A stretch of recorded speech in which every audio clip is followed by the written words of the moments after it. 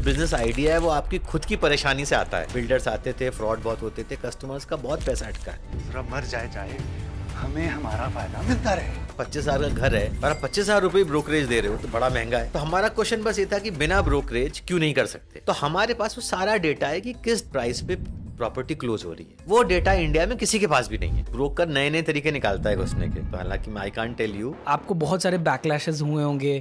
Office के बाहर 60-70 लोग पीटने आए हमको। कभी सोचा भी नहीं कैसा हो सकता है। और हम लोग मतलब मग्गू लोग कि अपना एग्जाम लिखा है, पढ़ाई करी है, हमें कुछ पता नहीं है। तो फिर उन ब्रोकर्स ने हमारे एम्प्लॉयज को पीटा।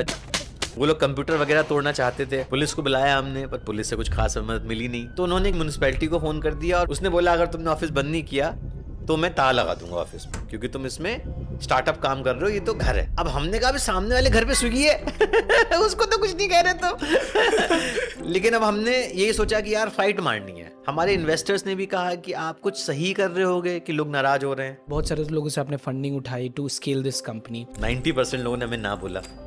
वर्ल्ड में किसी ने किया ही नहीं है नॉन ब्रोकरेज, ना यूएस में ना चाइना में। और बहुत मुश्किल से हमें सैफ पार्टनर ने फंडिंग दी। हमने अब तक 2,500 करोड़ रुपए रेस करे हैं और हमारा वैल्यूएशन आज 8,500 करोड़ है। आपको लग रहा हो कि भाई नो ब्रोकर आई कंपनी, आइडिया ठीक हो गया, फंडिंग होगी, बड़ी हो गई।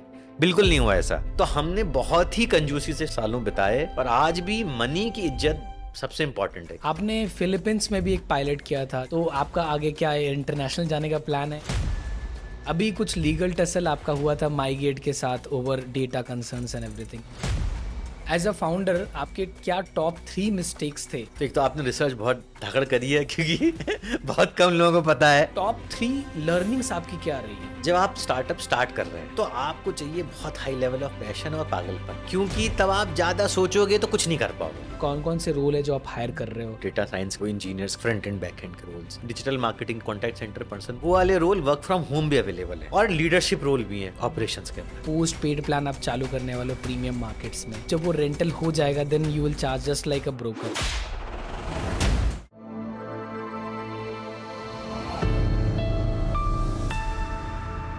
दोस्तों, घर लेना या फ्लैट रेंट पे लेना इंडिया में ये सपना भी है और कभी कभी नाइटमेयर भी। ब्रोकर के चक्कर में फेक लिस्टिंग्स, कमीशंस और जीरो ट्रांसपेरेंसी हर मिडिल क्लास फैमिली स्पेन से गुजरी है। लेकिन 2014 में एक फाउंडर ने डिसाइड किया कि अब सिस्टम बदलेगा। एक ऐसा प्लेटफॉर्म बना जहां ना ब्रोकर है ना कमीशन, सिर्फ ट्रस्ट और ट्रांसपेरेंसी। और आज वो स्टार्टअप सिर्फ इंडिया का नहीं, दुनिया के पहला ब्रोकरेज फ्री प्रॉपटेक यूनिकॉर्न बन चुका है, नो ब्रोकर। इस रिवॉल्यूशन के पीछे है visionary founder Amit Kumar Agarwal, IIT और आईएम ग्रेजुएट, जिन्होंने ब्रोकर के अगेंस्ट एक मूवमेंट स्टार्ट किया। उनका ऑफिस तोड़ दिया गया लेकिन मिशन नहीं। इस पॉडकास्ट में हम बात करेंगे कैसे इम्पॉसिबल आइडिया को उन्होंने रियलिटी बनाया, कैसे उन्होंने ट्रस्ट और टेक के साथ एक पूरा इंडस्ट्री ट्रांसफॉर्म कर दिया, और क्या माइंडसेट होना चाहिए एक फाउंडर का जब पूरा सिस्टम आपके अगेंस्ट हो। और हाँ दोस्तों, एक छोटी सी बात, 70% से ज्यादा लोग हमारा पॉडकास्ट देखते हैं, वो अभी तक सब्सक्राइब नहीं किए हैं। अगर आपको फाउंडर्स और इंडस्ट्री लीडर्स के रियल इनसाइट्स चाहिए और उनके साथ एक्सक्लूसिव जॉब और रेफरल आप पाना चाहते हो, तो अभी सब्सक्राइब करें ताकि हम आपके लिए और ऐसे इंपैक्टफुल कॉन्वर्सेशंस ला सके। कमेंट में आप जरूर बताना किस तरह के पॉडकास्ट गेस्ट आप देखना चाहोगे, जो आप हमारे गेस्ट रिकमेंडेशन फॉर्म में अपडेट कर सकते हो। और जॉब्स भी डिस्क्रिप्शन में डाले गए हैं for you to apply and get referred directly to the founder. आप हमारे और पॉडकास्ट भी देख सकते हो जहां हमने अलग अलग इंडस्ट्रीज के फाउंडर के साथ डीप डाइव किया है, उनके जॉब्स शेयर किए हैं, और आपको वो इंस्पायर करेगा अपना खुद का स्टार्टअप शुरू करने के लिए या उनके साथ काम करने के लिए। तो चलिए बिना किसी देरी के मिलते हैं एक विजनरी लीडर और प्रॉपटेक के गेम चेंजर अमित कुमार अग्रवाल जी से।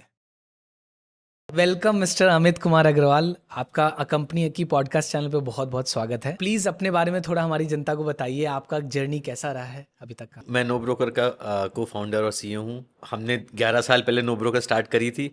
तब कुछ पता नहीं था कि नो ब्रोकर कंपनी कितनी बड़ी होगी। लोगों के बहुत सारे क्वेश्चंस थे कि नॉन ब्रोकरेज चल भी सकता है कि नहीं चल सकता है। अब 11 साल के बाद हम लोग इंडिया की नंबर 1 प्रॉपटेक कंपनी है। हमारा करीब 1,000 करोड़ का साल का रेवेन्यू है। हमारे करीब 3.5 करोड़ क्यूमुलेटिव कस्टमर्स हैं। हम 0.5 करोड़ न्यू कस्टमर ऐड करते हैं हर साल। करीब 6,000 हमारे एम्प्लॉयज़ हैं। तब नो ब्रोकर एक डिसेंट साइज कंपनी बन गई है। डिसेंट साइज, आप तो पहले प्रॉपटेक कंपनी हो जो यूनिकॉर्न वैल्यूएशन पे गए, तो it's not even decent size, it's very good जो आपने क्रिएट किया है। तो मैं थोड़ा जानना चाहूँगा ये जर्नी कैसी रही, आपके पास ख्याल कैसे आया, थोड़ा अपने बारे में भी बताइए कि आपने स्टार्ट कैसे किया, क्योंकि आपका पेडिग्री भी अगर मैं देखूँ तो बहुत हाई है। तो मैं IIT कानपुर और IIM अहमदाबाद से पढ़ा हुआ हूँ, और फिर मैंने कंसल्टिंग जॉब करी, कॉर्पोरेट जॉब करी बहुत साल। उसके बाद मैं, अखिल और सौरभ, हम 3 दोस्त हैं। हम तीनों को लगा कि हम तीनों की लाइफ में ये प्रॉब्लम आती थी ब्रोकरेज वाली। ब्रोकरेज देना हम में से किसी को भी पसंद नहीं था, और हम सोचते थे बहुत बार कि आज के इंटरनेट के वर्ल्ड में क्यों दे रहे हैं ब्रोकरेज, और इतना हाई ब्रोकरेज। अगर ऐसा हो कि आपको 1000-2000 रुपए देना समझ में आता है, पर अगर 25,000 का घर है और आप 25,000 रुपए ब्रोकरेज दे रहे हो तो बड़ा महंगा है। बड़ा महंगा है। तो हमारा क्वेश्चन बस ये था कि बिना ब्रोकरेज क्यों नहीं कर सकते। जैसे बोलते हैं बहुत बार कि जो बिजनेस आइडिया है वो आपकी खुद की परेशानी से आता है। तो हम लोग खुद बहुत परेशान हुए बहुत शहरों में ब्रोकरेज देकर और ब्रोकर से डील करके।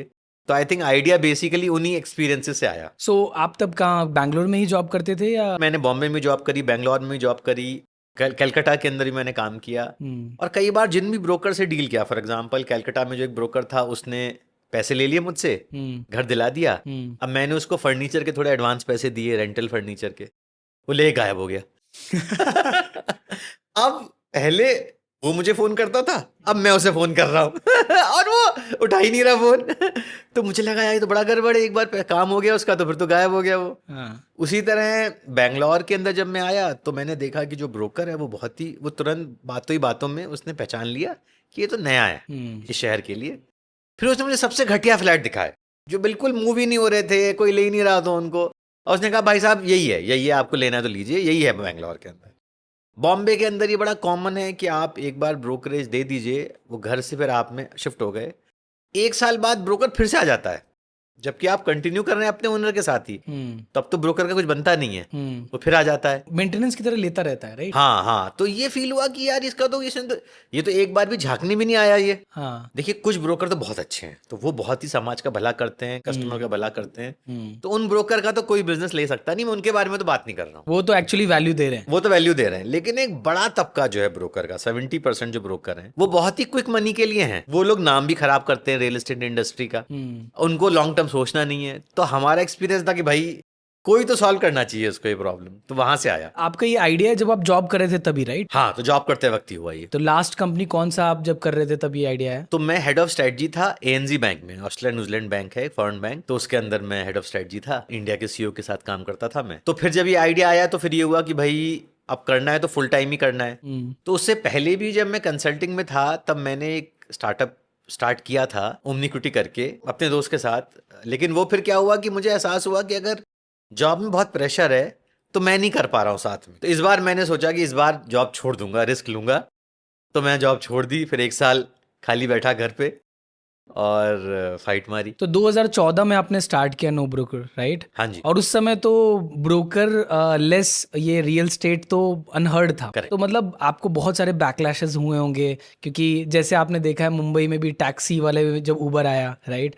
तो कैसा कोई इंसिडेंट रहा, आप कैसे इसको मैनेज किए स्टार्ट में? तो देखिए शुरुआत के अंदर क्या हुआ कि जब हमने नॉन ब्रोकर स्टार्ट किया तो हम लोग यही अपने जो एडवर्टीजमेंट थे वो ये बनाते थे कि भाई बिना ब्रोकरेज आप ये काम करो, और ब्रोकर आपसे बहुत पैसे ले रहा है, आप हमारे यहाँ फ्री में आप प्रॉपर्टी लिस्ट करो और फ्री में आप अपने ओनर से बात कर लो डायरेक्ट। तो इमेजिन करिए कि अब तक हर किसी साइट पर प्रॉपर्टी आती थी और प्रॉपर्टी भी क्लिक करो तो ब्रोकर का नंबर आता था, राइट? अब पहला इंडिया में एक साइट आया जहां पर प्रॉपर्टी ओनर ने पोस्ट करी है, उस पर क्लिक करो तो ओनर का फोन नंबर आ रहा है और आप सीधे उसे फोन कर सकते हो।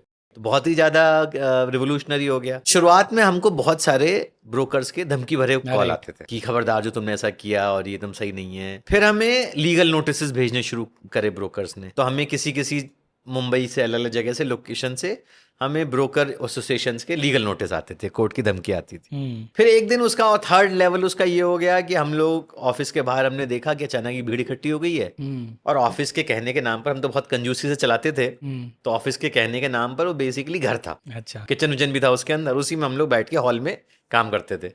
तो देखा कि 60-70 लोग इकट्ठे हो गए हैं बाहर और वो एकदम तैयार हैं बेसिकली क्या कहते हैं झगड़ा करने के लिए। फिर जैसे हमें एहसास हुआ कुछ देर के अंदर ही कि वो पीटने आया हमको। अब हम कभी कभी सोचा भी नहीं कैसा हो सकता है और हम लोग मतलब बस मग्गू लोग कि अपना एग्जाम लिखा है, पढ़ाई करी है, हमें कुछ पता नहीं है। ना हमारे पास किसी आईएएस का फोन नंबर सेव था, ना किसी पुलिस वाले का, ना किसी कमिश्नर का, कुछ नहीं, ना लॉयर का, हम जानते ही नहीं किसी को। तो फिर उन ब्रोकर्स ने बेसिकली बहुत शोर मचाया, हमारे एम्प्लॉयज को पीटा जो बाहर थे, फिर हम लोग भाग के अंदर आ गए।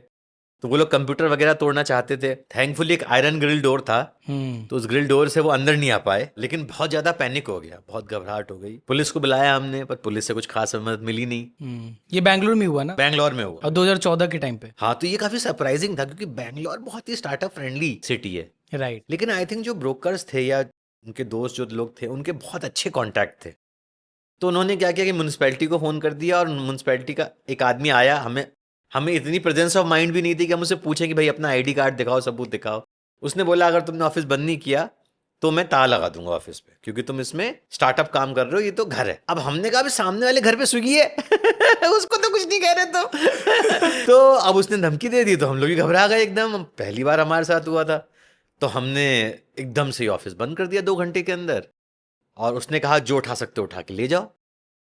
तो क्या उठा सकते हैं, डेस्कटॉप तो उठा सकते नहीं है, तो जो लैपटॉप थे वो उठा लिया। उन्होंने बंद कर दिया खुद से? हमने फिर खुद से बंद किया। उन्होंने कहा खुद तुम कर लो वरना हम सील कर देंगे। तो हमने खुद से बंद कर दिया और हम जो सामान था उठा के चले आए। अब कहाँ जाना है पता ही नहीं है, और वेबसाइट भी बेसिकली डिसरप्ट हो गया क्योंकि कस्टमर्स कैसे रीच करेंगे, कॉल सेंटर बंद हो गया। तो लोग भी बहुत, एम्प्लॉयज बहुत पैनिक हो गए कि अब कंपनी चलेगी, रहेगी नहीं रहेगी, क्या होगा। लेकिन अब हमने यही सोचा कि यार फाइट मारनी है। ये प्रॉब्लम हमने सोची नहीं थी कि आएगी, अब आ गई है, लेकिन फाइट मारेंगे पूरी। घबराने से कुछ होगा नहीं, और ऑफिस स्पेस ढूंढते हैं, कुछ और करते हैं, लेकिन अब इसमें जान तो लास्ट तक लगाएंगे।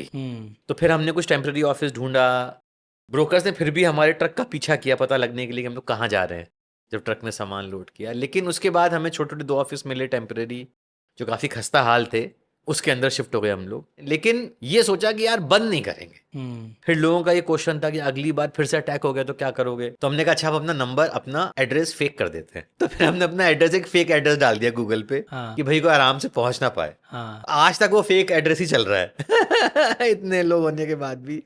लेकिन हमने ये सोचा यार कुछ भी हो जाए प्रॉब्लम, कुछ भी प्रॉब्लम हो जाए, चाहे फिर से अटैक हो जाए, लेकिन अब बंद तो नहीं करेंगे, करेंगे तो पूरा ही। और हमारे इन्वेस्टर्स ने भी कहा कि आप कुछ सही कर रहे होगे कि लोग नाराज हो रहे हैं। राइट। अगर कस्टमर्स आप नो ब्रोकर पे शिफ्ट नहीं हो रहे होते तो ब्रोकर क्यों नाराज होता, तो फर्क नहीं पड़ता। फर्क ही नहीं पड़ता। तो यानी एक तरह का कॉम्प्लीमेंट तो है ही नहीं है कि भाई आप कुछ तो करो जिसकी वजह से हमें दिक्कत हो रही है। तो ऐसे हुआ तो प्रूफ ऑफ कॉन्सेप्ट कब मिला, कितने महीनों रन करने के बाद आपको लगा कि यार ये चल रहा है, ये वर्क करेगा? एक मोमेंट तो कभी आया नहीं। आई थिंक हमने ना अपने दिमाग में मान लिया कि चलेगा ही, क्योंकि बार बार अपने आप को क्वेश्चन करने से कोई फायदा नहीं है। कोई फायदा नहीं है। तो हमने मान लिया कि चलेगा ही। क्यों? क्योंकि हम लोग भी जो एज अ कस्टमर तो चाहेंगे नॉन ब्रोकरेज। क्यों नहीं चलेगा? तो हमें लगा भाई क्यों नहीं चल रहेगा, शायद इसलिए नहीं चल रहा है अभी क्योंकि हमारे पास पैसे नहीं है, तो फंडिंग की कोशिश करते हैं। फंडिंग आ गई तो क्यों नहीं चल रहा, तो शायद अपने मार्केटिंग ठीक नहीं गई तो वो चेंज करते हैं। फिर भी नहीं चल रहा तो शायद थोड़ा समय लगेगा लोगों को जानने में, थोड़ा वेट करते हैं। तो यही क्वेश्चन का आंसर करते रहे, फिर एक दिन एहसास हुआ कि चल रहा है और बढ़िया चल रहा है। तो सबसे बड़ा पेन पॉइंट क्या था जब आपने स्टार्ट किया? जैसे आपने बोला कि ब्रोकरेज चार्जेस होते थे, बट कस्टमर की तरफ से क्या आने लग गया आपके पास? तो देखिए बड़ी अजीब बात है। आप सोचिए कि अगर आप कोई सर्विस ऐसी लॉन्च कर रहे हैं जिसमें कस्टमर का हजारों लाख रुपए बच रहा है, आपको तो लगेगा कि साहब मैं तो बहुत अच्छा आइडिया, अब कस्टमर भाग भाग के मेरे पास आएगा। कस्टमर्स ये डाउट करने लग गए कि कोई और इंटेंशन है क्या, यानी कि कोई हिडन चार्जेस हैं क्या। तो शुरुआत में तो हमें यही सारे फोन कॉल आते थे कि हिडन चार्जेस तो नहीं है। अच्छा सच में मैं बात कर लूँ ओनर से, आप बाद में पैसे तो नहीं लोगे। हमने कहा आप कर लो साहब, फ्री एकदम। आज भी हमारे पेड हैं प्लान्स, लेकिन आज भी हमारा मेजॉरिटी कस्टमर फ्री में यूज करता है NoBroker, and we are okay with that. केवल ऑप्शनल पेड प्लान्स हैं।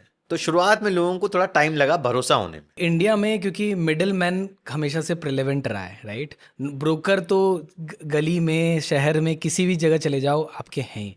तो ये नो मिडिल मैन का जो कंसेप्ट है, ये आपके खुद के पर्सनल एक्सपीरियंस है, राइट? करेक्ट। तो आपने एक जॉब छोड़ा जो आप वेल टू डू जॉब कर रहे थे, तो उससे इतना बड़ा प्लंज क्यों लिया आपने उस टाइम पे? तो देखिए मुझे ये बात एहसास हुई कि बहुत साल मैंने जॉब कर ली है, और अगर मैं जॉब करता रहूँगा तो मैं केवल 100 रुपए की सैलरी को 110, 120, फिर वहां से 150, यही करता रहूंगा मैं।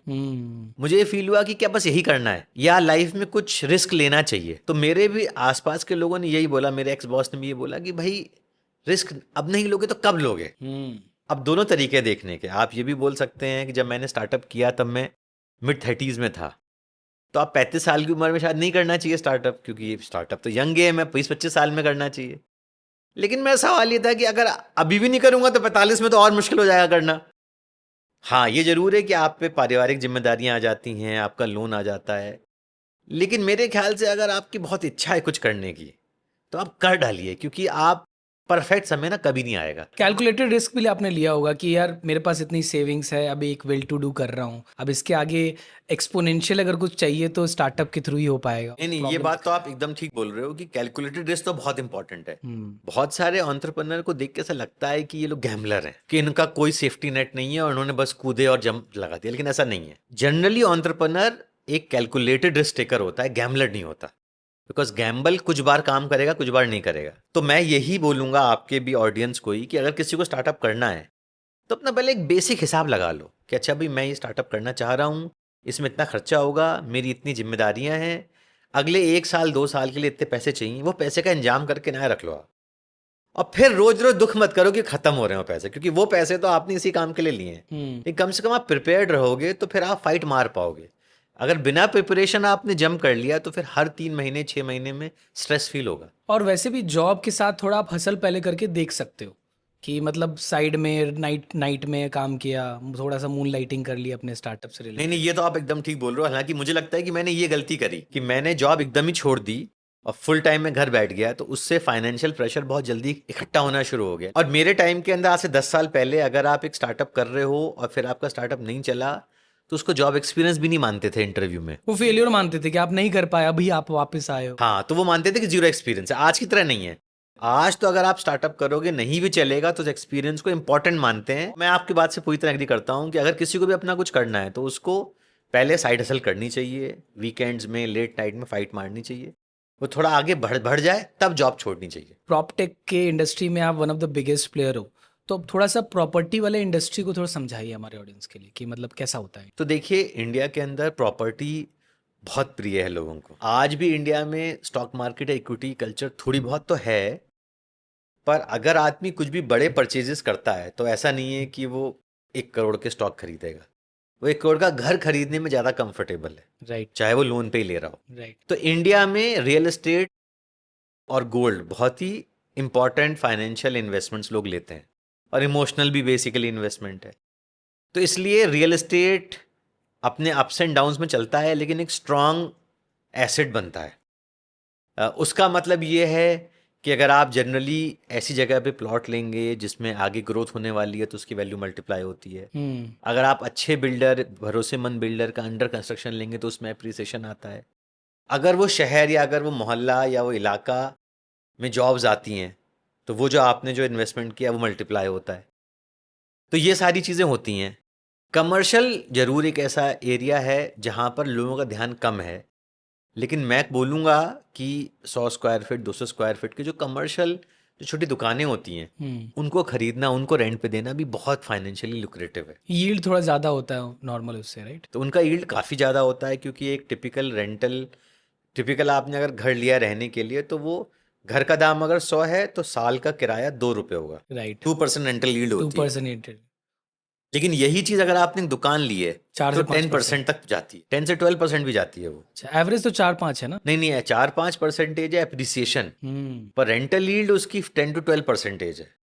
तो आप देखना भी आसान है कि भाई ऐसी सड़क पे लो जहाँ बहुत सारा ट्रैफिक हो, जहाँ बहुत सारे कस्टमर आते हो। तो मैं ये भी आपके थ्रू ये भी लोगों से आग्रह करूंगा कि भाई कमर्शियल प्रॉपर्टीज को भी देखिए, उससे बहुत अच्छा रिटर्न आता है। ज़्यादातर लेकिन लोग रेंटल वाला ज़्यादा लेते हैं, मतलब जिस पे रेंट दे पाएँ रेदर देन जो कमर्शियल है, बिकॉज मेरे ख्याल से वो अंडरस्टैंडिंग जो है ना वो नॉर्मल जनता को नहीं हुई है, क्योंकि वो वेल टू डू लोग जो होते हैं जो डाइवर्सिफाई करने का सोच रहे हैं वो बेसिकली ज़्यादा कमर्शियल वाले हाँ में जी, जाते हाँ हैं। जी। तो आपका जो इनिशियल जो C2C मार्केट प्लेस आपने बनाया, consumer to consumer marketplace, तो आपको जो इनिशियल यूजर्स हैं उनके तरफ से क्या फीडबैक आया, क्या चीज़ें आपको पिवट करनी पड़ी, चेंजेस करने पड़े? तो देखिए, जो शुरुआत के कस्टमर होते हैं वो तो बहुत ही कीमती होते हैं, क्योंकि पहली बात तो उन्होंने आप पे भरोसा किया जब आप पे कोई भरोसा नहीं कर रहा है। करेक्ट। जब आपके दोस्तों को भी आप पे डाउट है तो वो आप पे भरोसा कर रहे हैं। दूसरा, मुझे याद है हम लोग जब कस्टमर को लिखता था तो हमारे लंबे लंबे कस्टमर से ईमेल कॉन्वर्सेशन होते थे क्योंकि हम डिटेल में समझाते थे हम क्या करना चाह रहे हैं, कस्टमर डिटेल में पूछता था कि उसको ये चीज़ चाहिए। तो शुरुआत की वो ईमेल से मुझे अभी भी याद है कि हमने जो कस्टमर से हमारी बातें होती थी, एक तरह से इनिशियल कस्टमर्स आपके लिए फ्री टेस्टिंग भी कर रहे हैं, वो आपको बता रहे हैं क्या चाहिए।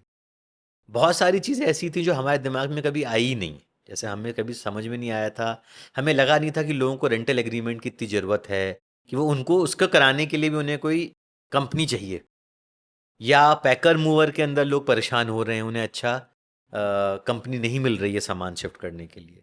ये सारी चीज़ें हमने लोगों से बात कर करके सीखी। क्योंकि ब्रोकर ही ये काम करता है ना, एग्रीमेंट वाला तो स्पेशली। तो हमें लेकिन क्या लगता था कि बॉम्बे छोड़कर बाकी शहरों में तो आप एक जनरली एक प्रिंट आउट निकालते हो, उस टाइम पेपर साइन कर लेते हो, लेकिन कस्टमर कहना है कि भाई जो भी है वो काम ब्रोकर करता था, अब ब्रोकर नहीं है तो तुम कराओ। तो हमें लगा हाँ ये बात तो सही है भाई, हमें कराना चाहिए। तो अगर कस्टमर हमें नहीं बोलता तो हमें आसानी से समझ में नहीं आता कि रेंटल एग्रीमेंट इतना इंपॉर्टेंट है। तो हमने रेंटल एग्रीमेंट सर्विस लॉन्च करी, फिर लीगल डॉक्यूमेंटेशन सर्विस लॉन्च करी। पुलिस वेरिफिकेशन का भी कुछ किया आपने? पुलिस वेरिफिकेशन का भी हमने किया, हाँ। क्योंकि वो भी बहुत इंपॉर्टेंट पार्ट important रहता है, है। हाँ। तो आपके जो इनिशियल कस्टमर्स ने आपको फीडबैक दिया, आपने उस हिसाब से ऐड किया, तो इवेंचुअली आज के टाइम में तो बहुत मतलब बहुत सारी सर्विसेज हैं आपके, राइट? मतलब आप प्रीमियम बाय कर सकते हो, कुछ नंबर्स आप देख सकते हो, उसके बाद आपको पे करना पड़ता है। तो ये मॉडल कैसे बनता चला गया, क्या जर्नी रही इसकी? तो देखिए हमारा जर्नी ये रहा कि पहले तो हमने डिफ़ॉल्ट ये माना कि हमें कस्टमर्स के जेब में से पैसे बचाने हैं। तो हमने मॉडल हमारा पहले भी फ्री था, आज भी फ्री है। स्पेसिफिक फीचर्स के लिए हम 1000, 2000, 3000 रुपये एक बेसिक फीस चार्ज करते हैं, जो ब्रोकरेज का 1/10 होगा, 1/5 होगा।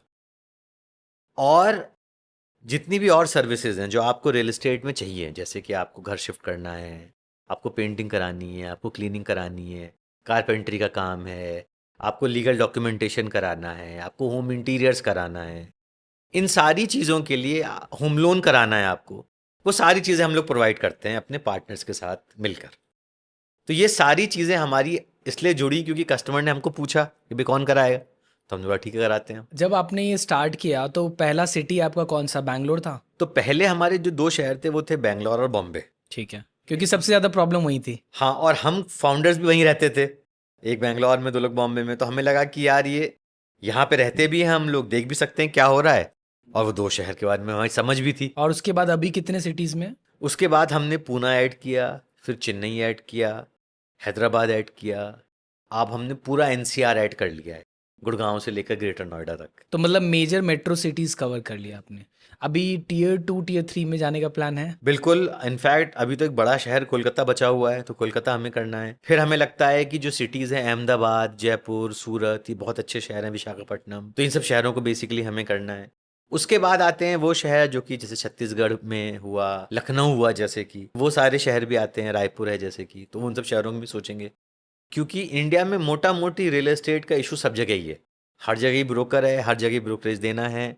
हाँ, ये फ़र्क हो जाता है बड़े शहर और छोटे शहर में कि छोटे शहर में इंडिपेंडेंट हाउस बढ़ जाते हैं, अपार्टमेंट कम हो जाते हैं, लेकिन बेसिक स्ट्रक्चर सेम है। तो आपको कब लगा कि यार ये मतलब सब स्टार्टअप नहीं, ये कुछ अलग प्रॉब्लम सॉल्व कर रही है, मूवमेंट हो सकता है, मतलब इस पे लोग का वैल्यू ज़्यादा अनलॉक हो रहा है, ये कब आपको रियलाइजेशन आया? मेरे ख्याल से देखिए, सच बात तो ये है कि मुझे अभी भी लगता है कि हम कर ही रहे हैं, हाँ। और कहीं ऐसा पहुंचे नहीं है, कुछ ऐसा खास हमने किया नहीं है। पहले क्या होता था, किसी भी मैं इवेंट में जाता था तो मैं लोगों से बोलता था कि हाँ भाई कितने लोगों ने सुना है नो ब्रोकर, तो कुछ लोग हाथ उठाते थे। फिर उसके बाद ऐसा समय आया कि जब पूछा तो ज़्यादातर लोगों ने हाथ उठाया कि सुना है।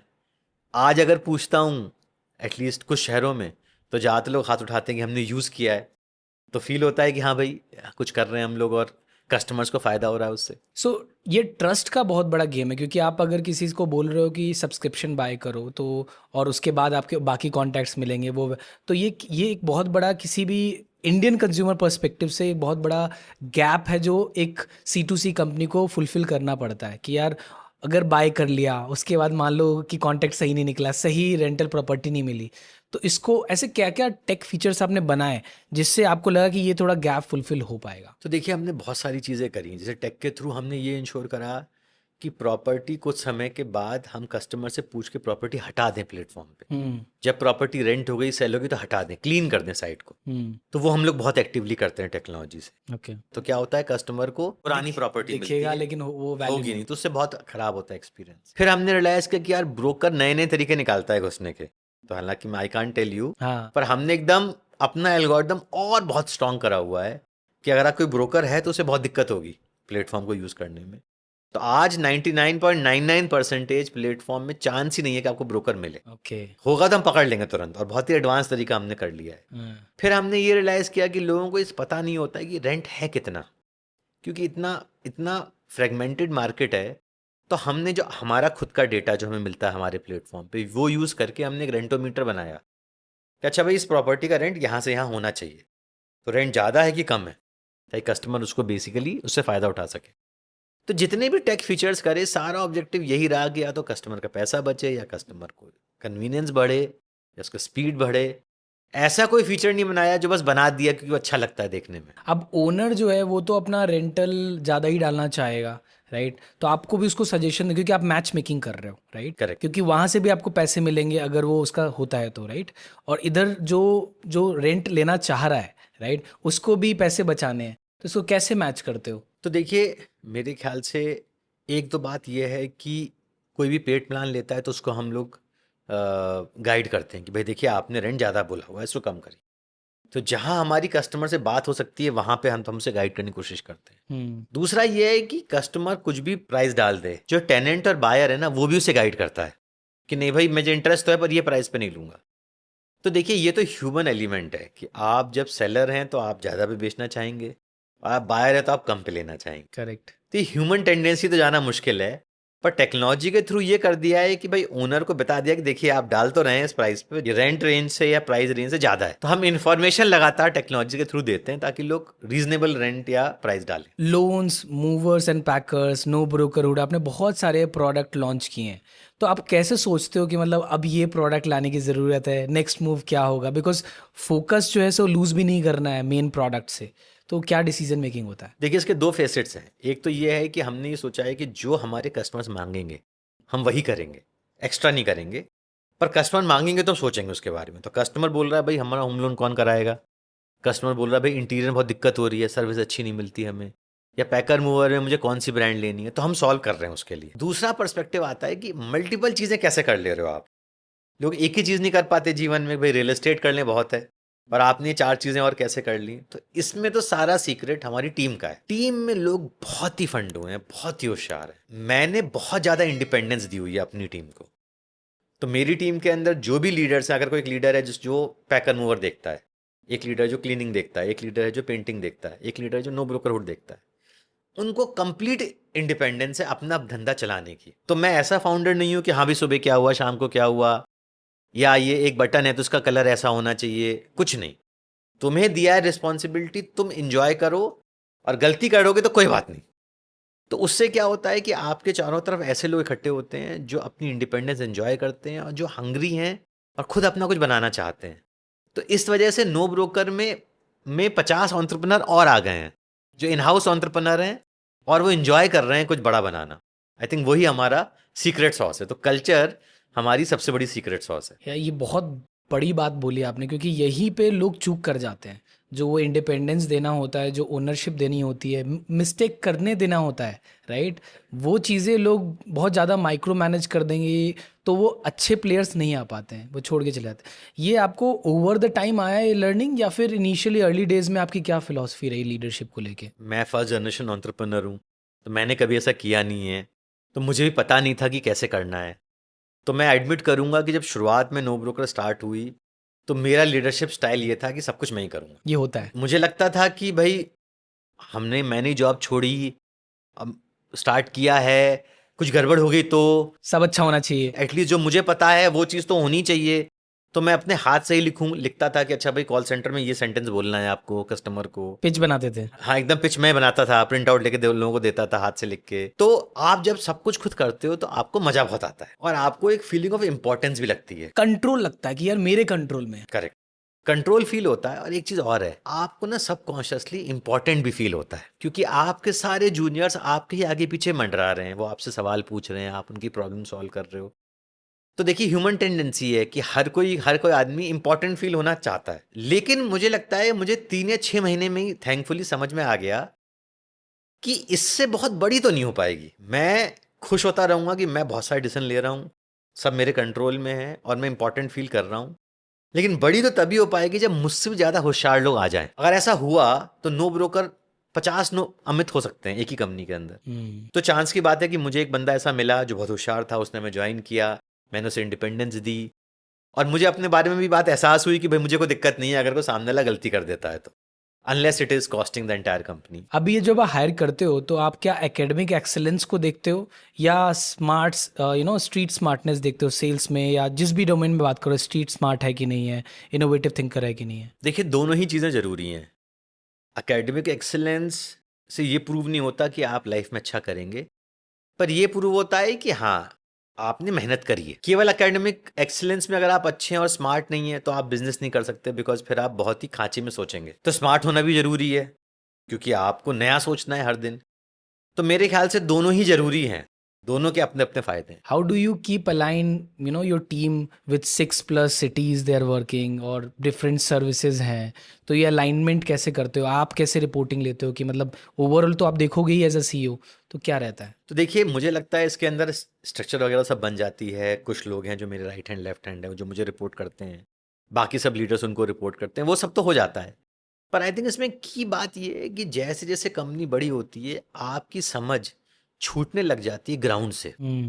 आपको लगता है मैं 10 साल से कंपनी चल रही है, मुझे पता है क्या चाहिए कस्टमर को। आज इस पॉडकास्ट के अंदर जो कस्टमर देख रहे हैं 1 साल बाद वापस देखेंगे, वो कस्टमर का ही एक्सपेक्टेशन बदल चुका होगा। करेक्ट। तो हमने 2 चीजें करी। पहला तो हमारा हर लीडर कस्टमर से फिजिकली मिलता है महीने में कम से कम 1 बार। ये कस्टमर कौन होते हैं? जो लाइव कस्टमर जो प्लेटफॉर्म पर है, जो उसके खुद के फंक्शन के। दूसरा, people should be able to tell me whatever they want. अगर किसी भी मेरे लीडर को लगता है कि अमित कुछ गलत कर रहा है, उसको अपॉर्चुनिटी होनी चाहिए कि वो बोल पाए। तो अब हमने बहुत सालों से ये कर दिया है कि हर हमारी मंडे मीटिंग होती है जहाँ 30-40 लीडर ऑनलाइन इकट्ठा होते हैं 1 घंटे के लिए।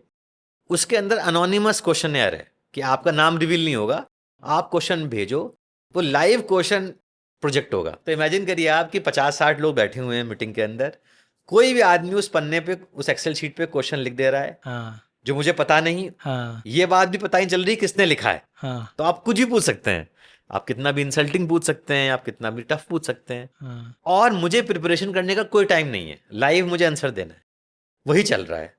उससे क्या हो जाता है कि मेरी भी बहुत ईमानदारी रहती है कि जो सच में मुझे फील हो रहा है मैं बोलता हूँ, मेरी अकाउंटेबिलिटी हाई रहती है।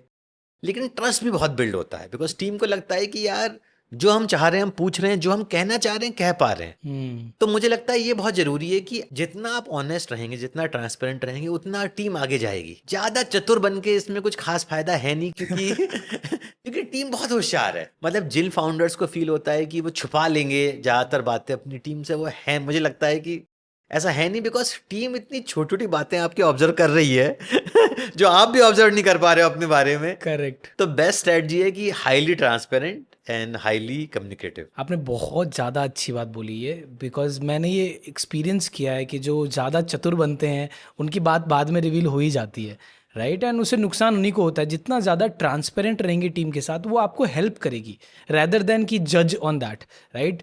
और ये इम्पॉर्टेंट है लीडरशिप में कि आप ये जो ओनरशिप देना, थोड़ा ऑनेस्ट रहना, मतलब बेसिकली हर एक चीज़ जिससे वो आपकी टीम इनेबल हो पाए। इनसाइट्स ऐसे नहीं अपने पास ही रखो, वो टीम को दोगे तो ग्राउंड लेवल पे तो वही काम कर रहे हैं। जब आप CXO लेवल पे हो तो हर चीज़ आप नहीं कर सकते हो, और आपके अगर कस्टमर जितने बेस है 3 करोड़ प्लस आपके कस्टमर्स, तो आप तो कुछ नहीं कर रहे। आपको तो उनसे पता लग रहा है कि एक्चुअली मार्केट में चल क्या रहा है, वही आपके हाथ पाँव आँख सब कुछ है। सही बात एकदम। ठीक है, इन्वेस्टमेंट के पे मैं जानना चाहूँगा कि आपने कब कैसे सोचा कि अब मुझे इन्वेस्टमेंट फंडिंग लेनी चाहिए? अब आपके बहुत स्ट्रैटेजिक पार्टनर्स हैं, गूगल है, सैप पार्टनर्स, बहुत सारे लोगों से आपने फंडिंग उठाई टू स्केल दिस कंपनी। तो ये स्ट्रैटेजी ऑफ किसी को स्टार्टअप खड़ा करना है तो वो फंडिंग को कैसे अप्रोच करें? तो देखिए, एक है फंडिंग और एक है इन्वेस्टर। अगर आप ऐसा बिजनेस स्टार्ट कर रहे हैं जिसके अंदर फंडिंग आपको नहीं चाहिए होगी तो बहुत अच्छा है, या आप बिजनेस ही फंड कर देगा आपको तो बहुत ही बढ़िया, क्योंकि फिर आपको किसी के साथ आप क्यों अपने प्रॉफिट साझा करो, राइट? लेकिन अगर आप ऐसे बिजनेस में जहां आपको फंडिंग लेनी है तो मैं बोलूँगा कि आप जितनी जल्दी इन्वेस्टर से बात करना शुरू करो उतना अच्छा है। फंडिंग के लिए ना भी करो, नॉर्मली बात करो। आप नॉर्मली बात करो कि देखिए भाई मैं बिजनेस शुरू कर रहा हूँ, फंडिंग के लिए मैं आऊँगा 6 महीने बाद, पर आइडिया कैसा लग रहा है। क्योंकि अगर आप पहले से बात करना शुरू कर देंगे तो आपको मालूम पड़ेगा कि दुनिया उसके बारे में कैसे से देख रही है उस बिजनेस को। जैसे फॉर एग्जाम्पल, आप अगर कोई बिजनेस कर रहे हैं लेकिन जब आप 6 महीने बाद, साल भर बाद तैयारी करके उसे स्केल करके जाएंगे, अगर इन्वेस्टर ये बोलने वाला है कि नहीं नहीं ये तो मार्केट साइज छोटा है, ये तो बहुत ही निश प्रॉब्लम है, टाइम छोटा है, तो आपको लगा अरे ये तो पहले बता देते। तो इसलिए मैं बोलूंगा एक है फंडिंग और एक है इन्वेस्टर से बात करना। तो मैं कहूंगा इन्वेस्टर से तो आप शुरुआत से बात करिए ताकि वो बता सके आपको कि दुनिया क्या सोच रही है इसके बारे में। जहां तक इन्वेस्टमेंट की बात है तो इन्वेस्टमेंट तो हम लोगों का चूंकि C2C बिजनेस है और हमें बहुत सारे लोगों को मार्केटिंग करनी है, तो बहुत ज़रूरी था हमारे लिए इन्वेस्टमेंट, क्योंकि हम मार्केटिंग के करे बिना कस्टमर जानेंगे नहीं। तो हमने 1 साल फाइट मारी फंडिंग की। हमें ज़्यादातर लोगों ने ना ही बोला, 90% लोगों ने हमें ना बोला, क्योंकि उनको लगा कि ये कहीं और वर्ल्ड में किया नहीं है तो चल नहीं पाएगा। तो मैं ये भी बताना चाहूँगा आपके ऑडियंस को कि अगर लोगों को लग रहा हो कि अरे भाई इनकी तो कंपनी बड़ी हो गई है तो ये सब बातें बोल रहे हैं, तो ऐसा नहीं है। हमने भी ज्यादातर ना ही सुना है। 90% टाइम तो इन्वेस्टर ना ही बोलेगा कि उसकी जॉब है ना बोलना। और हर बिजनेस का ये किस्मत नहीं होती कि आप आए और तुरंत आपकी फंडिंग हो गई। तो हम तो बहुत ही परेशान हुए फंडिंग में और बहुत मुश्किल से हमें सैफ पार्टनर ने फंडिंग दी, और उसके बाद भी अगले 5 साल तक हम बहुत ही तरसे फंडिंग के लिए। चाहिए था बट मिल नहीं रहा था। तो इसमें एक ही मूल मंत्र है कि आप फाइट मारते रहो। एक तो आप पैसे की बहुत इज्जत करो, पैसा वेस्ट मत करो कि मिल नहीं रहा अगर आपको, फ्रूगली स्पेंड करो, बहुत ही फ्रूगली स्पेंड करो। ये चिंता मत करो कि दुनिया क्या बोल रही है, दोस्त क्या बोलेंगे। कोई वैनिटी मैट्रिक मत चेस करो कि अच्छा हम बिलबोर्ड लगा देंगे तो लोग देखेंगे, तारीफ होगी, अखबार में ऐड देंगे तो 10-4 लोगों का फ़ोन आएगा। कुछ मत सोचो। आप वो करो जो बिजनेस के लिए ठीक है। आप बेकार के मैट्रिक चेज मत करो जो केवल घमंड के लिए है। पैसे की इज्जत करना बड़ा जरूरी है। तो मुझे लगता है ये बड़ा जरूरी है। लक्ष्मी जी की इज्जत करोगे तो वो आपको भाई आपके पास आएंगी। तो हमने बहुत ही कंजूसी से सालों बिताए, और आज भी मनी की इज्जत सबसे इंपॉर्टेंट है कि नो ब्रोकर के अंदर। तो 4-5 साल हमने इधर उधर से फंडिंग इंजाम करी, फिर 5 साल तक हम लगे रहे, हमने छोड़ा ही नहीं, चाहे कितना भी डिफिकल्ट सिचुएशन आया। फिर बड़े बड़े इन्वेस्टर ने भी नोटिस कर लिया हमको। तो जब यूनिकॉर्न का टैग मिला, इतनी बड़ी फंडिंग हुई, तो कैसा फील हुआ इतना स्ट्रगल करने के बाद फंडिंग स्केल करने के लिए? नहीं, यूनिकॉर्न फंडिंग तो बेसिकली एक माइलस्टोन बना दिया है वर्ल्ड ने। हाँ, तो हमारे लिए तो ज़्यादा इंपॉर्टेंट ये था कि भाई कंपनी के लिए फ्यूल आए और हम उस फ्यूल से, उस पैसे से हम कंपनी को और बड़ा कर पाएँ। पर हाँ, ये मैं जरूर बोलूँगा कि यूनिकॉर्न होने के बाद मुझे लगता है कि रियल एस्टेट सेक्टर को भी, स्टार्टअप रियल एस्टेट सेक्टर को भी बहुत सम्मान मिला है। क्योंकि जब किसी इंडस्ट्री के अंदर एक कंपनी यूनिकॉर्न बन जाती है तो सेक्टर ये कम्युनिकेट करता है कि भाई यहाँ पे और भी कंपनीज आ सकती हैं, करेक्ट। और ये सेक्टर अच्छा है। तो मुझे उम्मीद है कि आने वाले सालों में और भी बहुत अच्छी रियल एस्टेट कंपनीज आएंगी। इंफॉर्मेशन एसिमेट्री के बारे में आपने काफ़ी कुछ आपके अबाउट पेज पे सब जगह लिखा हुआ है, थोड़ा सा बताइए ये आपका क्या गोल था कि ये जैसे आप शोकेस करना चाह रहे हो कि सबको क्लियर इन्फॉर्मेशन रहेगा, तो क्या गोल था? तो देखिए, जैसे कि मेरे साथ हुआ था कि जब मैं बेंगलोर के अंदर आया पहली बार और मुझे घर भाड़े पे लेना था, तो मुझे ब्रोकर इन्फॉर्मेशन असिमेट्री क्या होता है कि मेरे पास कुछ इन्फॉर्मेशन है, आपके पास कुछ और इन्फॉर्मेशन है सेम चीज़ की, पर हमारी बहुत अलग अलग इन्फॉर्मेशन है। तो जैसे मतलब कि इस पौधे के बारे में आपको पता है, मुझे बिल्कुल नहीं पता, और नुकसान हो जा रहा है मेरा इस चक्कर में। तो यही मुझे फील हुआ घर किराए पे लेते हुए कि ब्रोकर को तो सब कुछ पता है कि कितने घर हैं, कितने अवेलेबल हैं, क्या किराया है। मुझे कुछ नहीं पता है, कहीं लिखा हुआ भी नहीं है जहां मैं जाके देख सकूं। तो ये ब्रोकर जो बोल रहा है, अगर ये ब्रोकर मेरा भला नहीं सोच रहा, अपना ब्रोकरेज सोच रहा है, तो मेरा नुकसान हो जा रहा है इस डील में।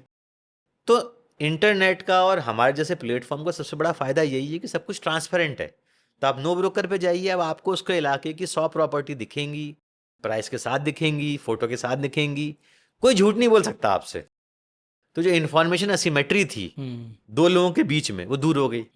तो वो हमारा एक बहुत बड़ा इंपॉर्टेंट मिशन रहा है। इंडिया में स्पेशली फ्री यूज सर्विसेज ज़्यादा करना चाहते हैं, पे नहीं करना चाहते। करेक्ट। उसको आपने कैसे टैकल किया कि मतलब लोग सिर्फ हमारे, क्योंकि धंधा तो तभी बनेगा जब लोग पे करेंगे आपको, तो क्या किया आपने इस पे? देखिए, इसके अंदर अगर कस्टमर को फायदा हो रहा है तो कस्टमर बहुत हैप्पीली पे करता है। कस्टमर तभी पे नहीं करता जब उसको लगता है उसे कोई फायदा नहीं होगा या वो कहीं और से ढूंढ लेगा। तो हमारा पूरा ऑब्जेक्टिव यही रहा कि अच्छा भाई, अगर आपको घर दिलाना है तो हम इसमें अच्छा काम करें, अगर आपको घर बेचना है तो हम आपको घर बिकवाएं, क्योंकि इसमें बेस्ट ना word of mouth he marketing है। पर हाँ, हमारे बिजनेस में वो रातों रात नहीं हो सकता।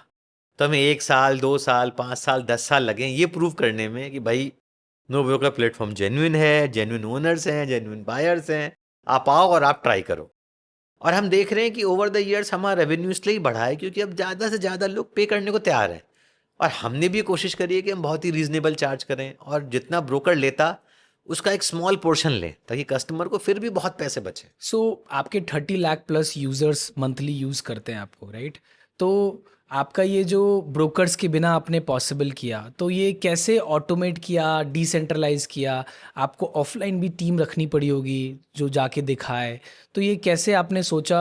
कितना ऑटोमेट हो पाया, कितना डिसेंट्रलाइज हो पाया? तो देखिए हमने इसको उल्टा सेंट्रलाइज किया। अच्छा। तो हमने कहा हम हमारा एक भी आदमी ग्राउंड पे रहेगा ही नहीं, अच्छा। क्योंकि आप ये सोचिए जितना हम खर्चा करेंगे उतना हमें अपने कस्टमर से चार्ज करना पड़ेगा, जितना हम ज़्यादा चार्ज करेंगे उतना फिर हम ब्रोकरेज के पास आ गए। तो हमने बोला हम इसे फेसबुक की तरह चलाएंगे। जैसे फेसबुक पे या इंस्टाग्राम पे कोई और आदमी फ़ोटो डालता है, कोई और आदमी उसको लाइक करता है, ना तो इंस्टाग्राम का प्लेटफॉर्म कहीं जाता है ना कुछ और करता है। तो इसलिए इसी तरह नो ब्रोकर प्लेटफॉर्म है। हाँ हम मार्केटिंग करेंगे ताकि आपको हमारा प्लेटफॉर्म के बारे में पता चले, लेकिन हमारे प्लेटफॉर्म पे ओनर ही आएगा, अपना अपना कंटेंट डालेगा और बायर आएगा उसको कांटेक्ट करेगा, फिजिकली कुछ भी नहीं करेंगे। नो ब्रोकरहुड जैसे टूल्स से आप सोसाइटी गवर्नेंस थोड़ा डिस्टर्ब कर रहे हो, तो आपका विजन क्या है उसके रिलेटेड? धीरे धीरे दुनिया जो है ना वो अपार्टमेंट्स में काफ़ी मूव हो रही है, खासकर बड़े शहरों के अंदर, क्योंकि अपार्टमेंट में सिक्योरिटी है, कन्वीनियंस है, एमिनिटीज़ हैं। तो हमें लगा कि बड़ा ज़रूरी है कि यहाँ की प्रॉब्लम भी हम लोग सॉल्व करें, बिकॉज घर से ही जुड़ी हुई प्रॉब्लम है। तो हमने फिर ऐसा ऐप बनाया जिसकी वजह से सोसाइटी में आना जाना, सोसाइटी की सेफ्टी, सोसाइटी का प्रॉपर्टी टैक्स, मैनेजमेंट फीस वगैरह सब कुछ बेसिकली एक ऐप पर हो सके और सिस्टम हम दे सकें। तो वो हमने लॉन्च किया आज से 5 साल पहले करीब। अब वो बहुत बड़ा हो गया है, अब हमारा 10,000 से ज़्यादा सोसाइटीज़ के अंदर अक्रॉस द कंट्री लोग यूज़ करते हैं। आई थिंक करीब लास्ट नंबर करीब 15-16 हज़ार सोसाइटीज़ होगा। तो लाखों घरों के अंदर नो ब्रोकर आदमी शायद साल में एक बार यूज़ करता हो, पर नो ब्रोकर हुड पे एंट्री, अप्रूवल, गेस्ट ये आदमी दिन में 5-5 बार करता है। तो नो ब्रोकर हुड बहुत ही करीब रहता है फिर आपके एज अ कस्टमर, और यही कस्टमर्स हैं जो फिर हमारी होम सर्विसेज लेते हैं, हमारे साइट पे प्रॉपर्टी डालते हैं। तो वो सब भी हमने देखा। फिर इसमें मेरे ख्याल से आप डिओपोली टाइप्स हो जाएंगे, क्योंकि एक माई गेट है जो यही चीज़ कर रहा है। तो आप इसमें compete कैसे करते हो? आप कैसे अप्रोच करते हो अपने कस्टमर को जो सोसाइटी मेंटेन करते हैं? तो देखिए इसमें वही स्ट्रैटेजी है जो हर किसी और बिजनेस में स्ट्रैटेजी है कि आपका प्रोडक्ट एकदम फ्लॉलेस हो, आपका प्रोडक्ट हाई सुपीरियर हो, उसमें बहुत बढ़िया फीचर्स हों, आपकी सर्विस बहुत अच्छी हो, कल को कभी कोई परेशानी हो तो आप एक पैर पर खड़े हो जाएं और कस्टमर की पूरी हेल्प करें। तो वही हमारा ऑब्जेक्टिव है। हमारा प्रोडक्ट मार्केट के अंदर बेस्ट है, हमारी सर्विस बेस्ट है, उसी की वजह से नो ब्रोकरहुड में बहुत मैसिव ग्रोथ हो रही है। इंडिया में प्रॉपटेक आपको लगता है आगे आने वाले टाइम में बेंचमार्क सेट करेगा, जिस लेवल पे प्रॉपटेक साइड का इंडस्ट्री बूम कर रहा है? तो देखिए एक जवाब मेरा ये हो सकता है कि नहीं, हाँ प्रॉपटेक बहुत बड़ा होगा, टेक्नोलॉजी बहुत बड़ी होगी। जो प्रॉपर्टी है, जो रियल एस्टेट है, वो इंडिया के जीडीपी का भी एक बहुत बड़ा हिस्सा है, और आने वाले सालों के अंदर प्रॉपटेक बहुत बड़ा होने वाला है और बहुत सारे स्टार्टअप्स हैं। पर इसको एक अलग तरीके से भी देखते हैं। मतलब आप ही बोल सकते हो साहब आप तो प्रॉपर्टी सेक्टर के तो आप तो बोलने ही वाले हो। कस्टमर के साइड से सोचते हैं कि आप ही खुद सोचिए कि एज अ कस्टमर आपका बिहेवियर कैसे चेंज हुआ है पिछले 10 सालों में। आज से 10 साल पहले, 20 साल पहले ऐसा था कि आप सड़क क्रॉस करते ब्रोकर के पास जाते, लेकिन आज आप सबसे पहले गूगल पे जाते हो और आप इंटरनेट पे सर्च करते हो कि अच्छा यहाँ कितना भाड़ा है, यहाँ पे कितना प्राइस है, रेटिंग क्या है, लोग क्या बोल रहे हैं। तो कस्टमर का बिहेवियर ही ऑनलाइन हो गया है। तो अगर कस्टमर ऑनलाइन है तो प्रॉपर्टी में टेक्नोलॉजी तो फिर आनी ही आनी है ना। और अगर आपको अपना घर बेचना है और आप एक ब्रोकर से बात करेंगे तो वो कितने लोगों से बात कर लेगा? वो अपने आसपास के लोगों से बात कर लेगा। आप नो ब्रोकर प्लेटफॉर्म पे आओगे तो शिकागो में बैठा हुआ, दुबई में बैठा हुआ आदमी भी आपकी प्रॉपर्टी देखेगा। तो टेक्नोलॉजी को तो बीट करना पॉसिबल है नहीं। अगर अभी कोई एक यंग फाउंडर आपको देख रहा है, इवन स्टूडेंट जो इस बारे में सोच रहा है, उसके पास में कुछ बढ़िया आइडिया है, राइट, और वो लोग उसको बोल रहे हैं कि यार ये इंडिया में तो नहीं चलेगा, क्योंकि जो आपने लॉन्च किया वो भी जब आपने लॉन्च किया इंडिया में तो नहीं चलेगा वाला था, तो आपका क्या एडवाइस है, आप उसको क्या बोलना चाहोगे? देखिए मैं बोलना चाहूँगा सबसे पहले आप कस्टमर को समझिए। अगर कोई आदमी बोल रहा है इंडिया में नहीं चलेगा, वो बात सुन लीजिए, चलिए, लेकिन क्या आप इंडियन कस्टमर्स के लिए बना रहे हैं क्या? तो इंडियन कस्टमर से बात करिए। देखिए इसके अंदर क्या चक्कर है कि जब भी आपको स्टार्टअप करेंगे ना तो आपको 10 तरह के एडवाइस मिलेंगे। कुछ लोग सही बोलेंगे, कुछ लोग गलत बोलेंगे, और सच्चाई ये किसी को भी नहीं पता। आप हो सकता है कि हम और आप बात कर रहे हैं आज, तो आपको लगे यार अमित को तो बहुत आता होगा, मेरे पास एक स्टार्टअप आइडिया, अमित से पूछ लेते हैं। मत करिए ऐसा, क्योंकि मुझे कैसे पता होगा 100 बिजनेस आइडियाज के बाद में वो चलेगा या नहीं चलेगा। खासकर तब जबकि आप उसी आइडिया को लेके सो रहे हैं, जग रहे हैं, दिन भर सोच रहे हैं, तो आपको तो बेटर पता होगा ना। तो अगर मेरा तो एनालिसिस यही रहा है कि आप जितने लोगों से पूछेंगे स्टार्टअप आइडिया के बारे में, उतना आप कंफ्यूज होंगे। बेस्ट है कस्टमर से पूछने में। आप डायरेक्टली कस्टमर से पूछिए कि भाई अगर मैं ये बना के दूं तो क्या यूज करोगे, तुम्हारे काम आएगा। अगर कस्टमर हाँ बोल रहा है तो वो पक्का चलना है। अगर आप खुद ही उसके पोटेंशियल कस्टमर, तो खुद से पूछ के देखिए कि आप लोगे नहीं लोगे। तो देखिए बहुत क्लटर है, स्टार्टअप आइडियाज बहुत सारे हैं और ज्ञान देने वाले बहुत सारे हैं। उन सबको छोड़िए और केवल कस्टमर से बात करिए। मुझे लगता है कि थोड़ा MVP टाइप, थोड़ा सा स्मॉल लेवल पे एग्जीक्यूशन करके देखना चाहिए, टेस्ट करके देखना चाहिए। तो क्योंकि बोलने के लिए तो लोग बोल देते हैं कि मैं यूज़ कर लूँगा, लेकिन जब पे करना पड़ेगा तो क्या पे करने के लिए रेडी है, क्या छोटे लेवल पे करने के लिए रेडी है। अगर उतना पे कर सकता है तो स्केल करके कोई जो एफ्लुएंट है वो ज़्यादा यूज़ कर पाएगा आपकी सर्विसेज। नहीं, आपकी बात एकदम ठीक है। अब इसके अंदर यही बात है कि आप जितने स्ट्रेंजर से बात करेंगे उतना आपको ऑनेस्ट आंसर मिलेगा। अगर आप अपने दोस्तों से पूछेंगे तो वो फिर हो सकता है वो बायस्ड आंसर दें। तो मैं बोलूँगा दोनों स्टेज पे कस्टमर से पूछिए, आइडिया स्टेज पे भी कस्टमर से पूछिए, MVP पे बना के भी पूछिए, बाद में ही पूछिए, बड़ा होने के बाद भी पूछिए और पूछते ही रहिए। जिस स्टेज पे आप आ गए हो, 2014 में आपने स्टार्ट किया, अगर आप you look back and you see कि यार मैं क्या चीज़ें और बेहतर करता उस टाइम पे, मान लीजिए आपकी ही स्टेज पे अभी और बहुत सारे लोग होंगे, तो आप क्या ऐसी चीज़ें आपको नज़र में आती है कि यार ये मैं अभी के हिसाब से मैं बेटर करता अगर मैं उस टाइम पे। तो देखिए थैंकफुली ऐसा कुछ बड़ा स्ट्रैटेजिक हमसे ब्लंडर नहीं हुआ जो कि हमने किया हो और उसकी वजह से प्रॉब्लम हो गई हो। तो पास्ट में अगर मैं देखूं तो मेरे ख्याल से कस्टमर्स ने हमेशा ही नो ब्रोकर चाहा कि नो ब्रोकरेज मिले, और इन्वेस्टर्स को हमेशा से डाउट होना लाजमी था, क्योंकि किसी ने वर्ल्ड में किसी ने किया ही नहीं है नॉन ब्रोकरेज, ना US में ना चाइना में। तो मैं जब पास में देखता हूं तो मुझे ऐसी कोई बड़ी मिस्टेक दिखती नहीं है जो कि हमें बेसिकली हमने करी।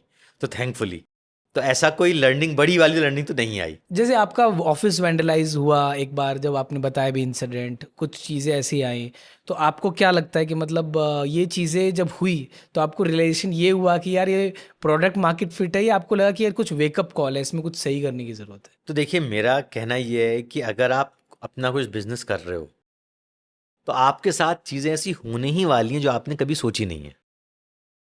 तो आप सब चीज़ें प्रिडिक्ट कर ही नहीं सकते। तो पहली बात तो आपको मेंटली रेडी रहना है कि अनसर्टेनिटीज आएंगी ही, अननोन चीज़ें प्रकट होंगी। जो फट सकता है वो फटेगा। वरना तो देखिए हमारे लिए बहुत मुश्किल था सोचना कि ब्रोकर का अटैक भी हो सकता है कभी। ये बात भी बड़ी मुश्किल थी कहना कि अच्छा क्या फिर से अटैक होगा कि नहीं होगा। पर वो सब आपके हाथ में नहीं है। जो आप जैसे बोलते हैं क्रिकेट में ना, कंट्रोल द कंट्रोलेबल्स। तो जो हमारे हाथ में हम आप वो बेस्ट करिए, आप अपना बेस्ट करिए और कोशिश करिए एंटिसिपेट करने की। और जैसे आपने पहले बोला, कैलकुलेटेड रिस्क लीजिए, माइंडलेस रिस्क मत लीजिए। बिल्डिंग अ C2C मार्केट प्लेस बहुत टाइम लगता है, ईयर्स लग जाते हैं ट्रस्ट बनाने में, राइट? तो आपका जब आपने स्टार्ट किया, आपके कौन से मेन फ्रिक्शन पॉइंट्स रहे कि यार ये सॉल्व करना पड़ेगा, तभी जा कर के यहाँ पे धंधा बन पाएगा? मैं उदाहरण देता हूँ कि अगर आप से बॉम्बे में रहते हैं तो आप अंधेरी में रहते हैं, और अगर बायर या टेनेंट वो चेंबूर का है, कैसे होगा? तो आपको अपने प्लेटफॉर्म पे एग्जैक्टली सेम लोकेलिटी का ही टेनेंट चाहिए, सेम लोकेलिटी का ही ओनर चाहिए, सेम प्राइस में चाहिए। तो बहुत ही मुश्किल प्रॉब्लम है। आई थिंक जिस तरह लाइफ में मेरा ये मानना है कि जो कंपाउंडिंग है ना, बहुत ही बढ़िया कॉन्सेप्ट है।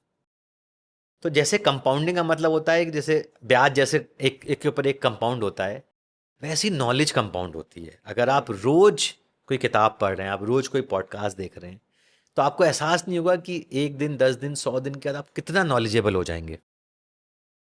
उसी तरह बिजनेस के अंदर भी है कि आप ये नहीं मान सकते दूसरों का पॉडकास्ट देख के कि अरे भाई आसान है बहुत बिजनेस, हम करेंगे बड़ा हो जाएगा। हर बिजनेस के अंदर बहुत डिफिकल्ट मोमेंट्स आते हैं, लेकिन अगर आप लगे रहें तो रोज जो आपने काम किया, रोज सुबह उठे दुकान खोली, कुछ काम किया, फिर दुकान बंद कर दी, फिर रोज सुबह उठे करा और आपको लगा यार कुछ खास तो हो नहीं रहा, लेकिन अगर आप लगे रहे तो वो इंटरेस्ट पर इंटरेस्ट बिल्ड होके ना बहुत बड़ा बन जाता है। तो हमने भी ये रियलाइज किया कभी ना कभी ऐसा हो जाएगा कि अगर आपकी सर्विस ठीक है तो कस्टमर को दिखेगा और फिर वो कंपाउंड होगा। तो बहुत बार वो मेहनत ना थोड़ा वेट करना पड़ता है, पर वो कंपाउंड होती है। ये मैं बहुत ज़्यादा बोलता भी, मैंने पहले भी पॉडकास्ट में बोला है कि कंपाउंडिंग हर चीज़ पे लगता है।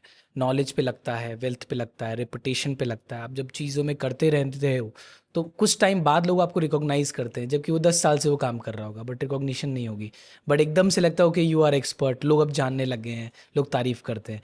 तो किसी भी चीज़ में अगर आप लगे रहो और उस चीज़ पे आप होन करते रहो अपने स्किल्स को, अपने वर्क को, जो नहीं सही चल रहा है वो अगर चेंज करते रहो, तो आपका एक दिन ऐसा आएगा कि ये जो लीनियर पाथ है वो नहीं होगा, आपको एक्सपोनेंशियल ग्रोथ मिलेगी। नहीं नहीं, एकदम आपकी बात सही है, एकदम आपकी बात सही है। नॉलेज, बिजनेस, वेल्थ, रेपुटेशन, हर किसी चीज़ में रोज थोड़ा थोड़ा ट्राई करते रहो और मल्टीप्लाई हो जाएगा। ये रिपोर्ट भी आया है, सरफेस हुआ कि बेसिकली पोस्ट पेड प्लान आप चालू करने वाले हो प्रीमियम मार्केट्स में, तो एक तरह से आप जब वो रेंटल हो जाएगा then you will charge just like a broker.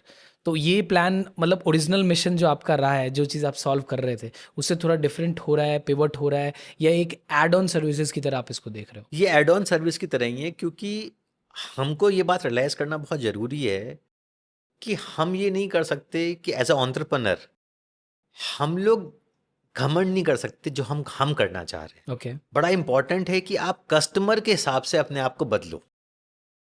तो हम ये बात रियलाइज कर रहे हैं कि मेजॉरिटी कस्टमर्स जो हम ऑफर करते हैं उससे खुश हैं। ओके। तो हमारा जो प्रोडक्ट है, हमारी जो अप्रोच है फ्री में घर को रेंट और सेल करवाने की और प्रीपेड चार्जेस लेने की, वो एकदम सक्सेसफुल है।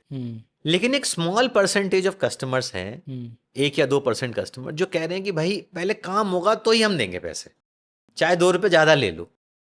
तो ये फैसिलिटी केवल उन कस्टमर्स के लिए, अगर आपको नहीं चाहिए आप बिल्कुल मत लीजिए। तो नो ब्रोकर का जो इनिशिएटिव है, जो ऑब्जेक्टिव है, वो एकदम ट्रू है और एकदम चल रहा है और बढ़िया चल रहा है। हमें कोई चेंज करने की जरूरत नहीं है उसमें। How do you balance premium customer monetization with the risk of जो कस्टमर हैं जो एलिनेट कर जाएंगे अगर कॉस्ट होगा, तो उसको आप बैलेंस कैसे करते हैं? तो मैं आपको एग्जांपल देता हूँ एक। तो जैसे कि आज अगर सपोज को बेलंडूर लोकेलिटी है बेंगलोर में, अब बेलंडूर लोकेलिटी पर 100 ओनर आ गए जिन्होंने अपनी प्रॉपर्टी भाड़े पे देना चाहते हैं।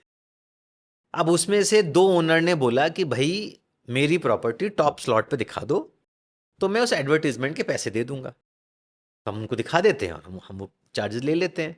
उसी चार्जेस से नो ब्रोकर कंपनी चलती है, उसी चार्जेस से हम वो प्लेटफॉर्म रख पाते हैं जिसपे 100 प्रॉपर्टी और आ रही हैं। तो ये जरूर होगा कि वो जो 2 प्रॉपर्टी हैं जो टॉप पर हैं उनको ज़्यादा लोग देखेंगे, वो फीचर्ड रहेगी तो। फीचर्ड रहेंगी, जैसे गूगल ऐड में होता है। लेकिन जो जितनी भी और प्रॉपर्टी हैं, अगर वो प्रॉपर्टी रिलेवेंट है तो वो प्रॉपर्टी भी जाती है भाड़े पे। क्यों नहीं जाएंगी? वो कस्टमर को चाहिए ही। उस लोकेलिटी में केवल 2 भाड़े की डील थोड़ी होंगी डील तो 100 होनी है। तो ये एड ऑन सर्विसेज हैं जो कुछ कस्टमर्स की लाइफ बेटर करती हैं और नो ब्रोकर बिजनेस रन करती हैं। कितने फ्री आप देते हो कॉन्टैक्ट्स किसी को जिसको लेना है? तो हमने ये देखा है कि टिपिकली अगर आपको रेंट का घर लेना है तो लोग 3 से 5 घर देखते हैं मैक्सिमम, और अगर आपने प्रॉपर्टी की फोटो डाल रखी है पहले से तो लोग 5 घर भी नहीं देखते, क्योंकि लोग फोटो देखकर ही रिजेक्ट कर देते हैं और 2 या 3 विजिट में वो लोग अपना काम कर लेते हैं। तो हमने ये एहसास किया कि 9 कॉन्टैक्ट मोर देन सफिशिएंट है फ्री में देने के लिए। फ्री में देने के लिए, क्योंकि हमने देखा कोई भी आदमी 9 घर नहीं देखता भाड़े के लिए। हमारी इतनी बातें हुई डिजिटल ब्रोकर की और उसकी, 9 को हमने कम नहीं किया। 10 साल हो गए, 9 वैसा का वैसा ही है। इसलिए आज भी 90% कस्टमर नो ब्रोकर पे आते हैं, यूज करते हैं फ्री में, क्योंकि 9 बहुत बड़ा number, 9 in a month. 9 overall. लेकिन वो लाइफ टाइम में तो 10 बार चेंज करेगा घर। कुछ लोग पहले वाइफ ने कर लिया, फिर हस्बैंड ने कर लिया, कुछ साल कर लिया, पर आपने कुछ साल यूज कर लिया तो फिर अब आप दे दीजिए आप दे पैसे, दीजिए क्योंकि पैसे, हाँ। जो बाकी कस्टमर्स हैं उनको कौन सर्विस करेगा। ये जो आपने डिफरेंट नो ब्रोकरहुड और जितने चीज़ें बनाई है, इसका स्प्लिट क्या है? मतलब कितना परसेंटेज आपकी रेवेन्यू लेट्स से नो ब्रोकरहुड से आती है, कितनी आपके रेंटिंग से आती है? आप आई थिंक फ्लैट सेल करने वाला भी नो ब्रोकरेज वाला करते हो, तो हर एक सर्विसेज एक स्प्लिट बताइए। तो देखिए, मोटा मोटा जो स्प्लिट है वो ये है कि एक बड़ा परसेंटेज 40 to 50% तो आता है हमारे कोर रियल एस्टेट से, जो ओनर, टेनेंट, बायर, सेलर है। फिर उसके बाद सेकंड नंबर पे आता है हमारी होम सर्विसेज, पैकर, मूवर, नो ब्रोकरहुड, सब कुछ कंबाइंड।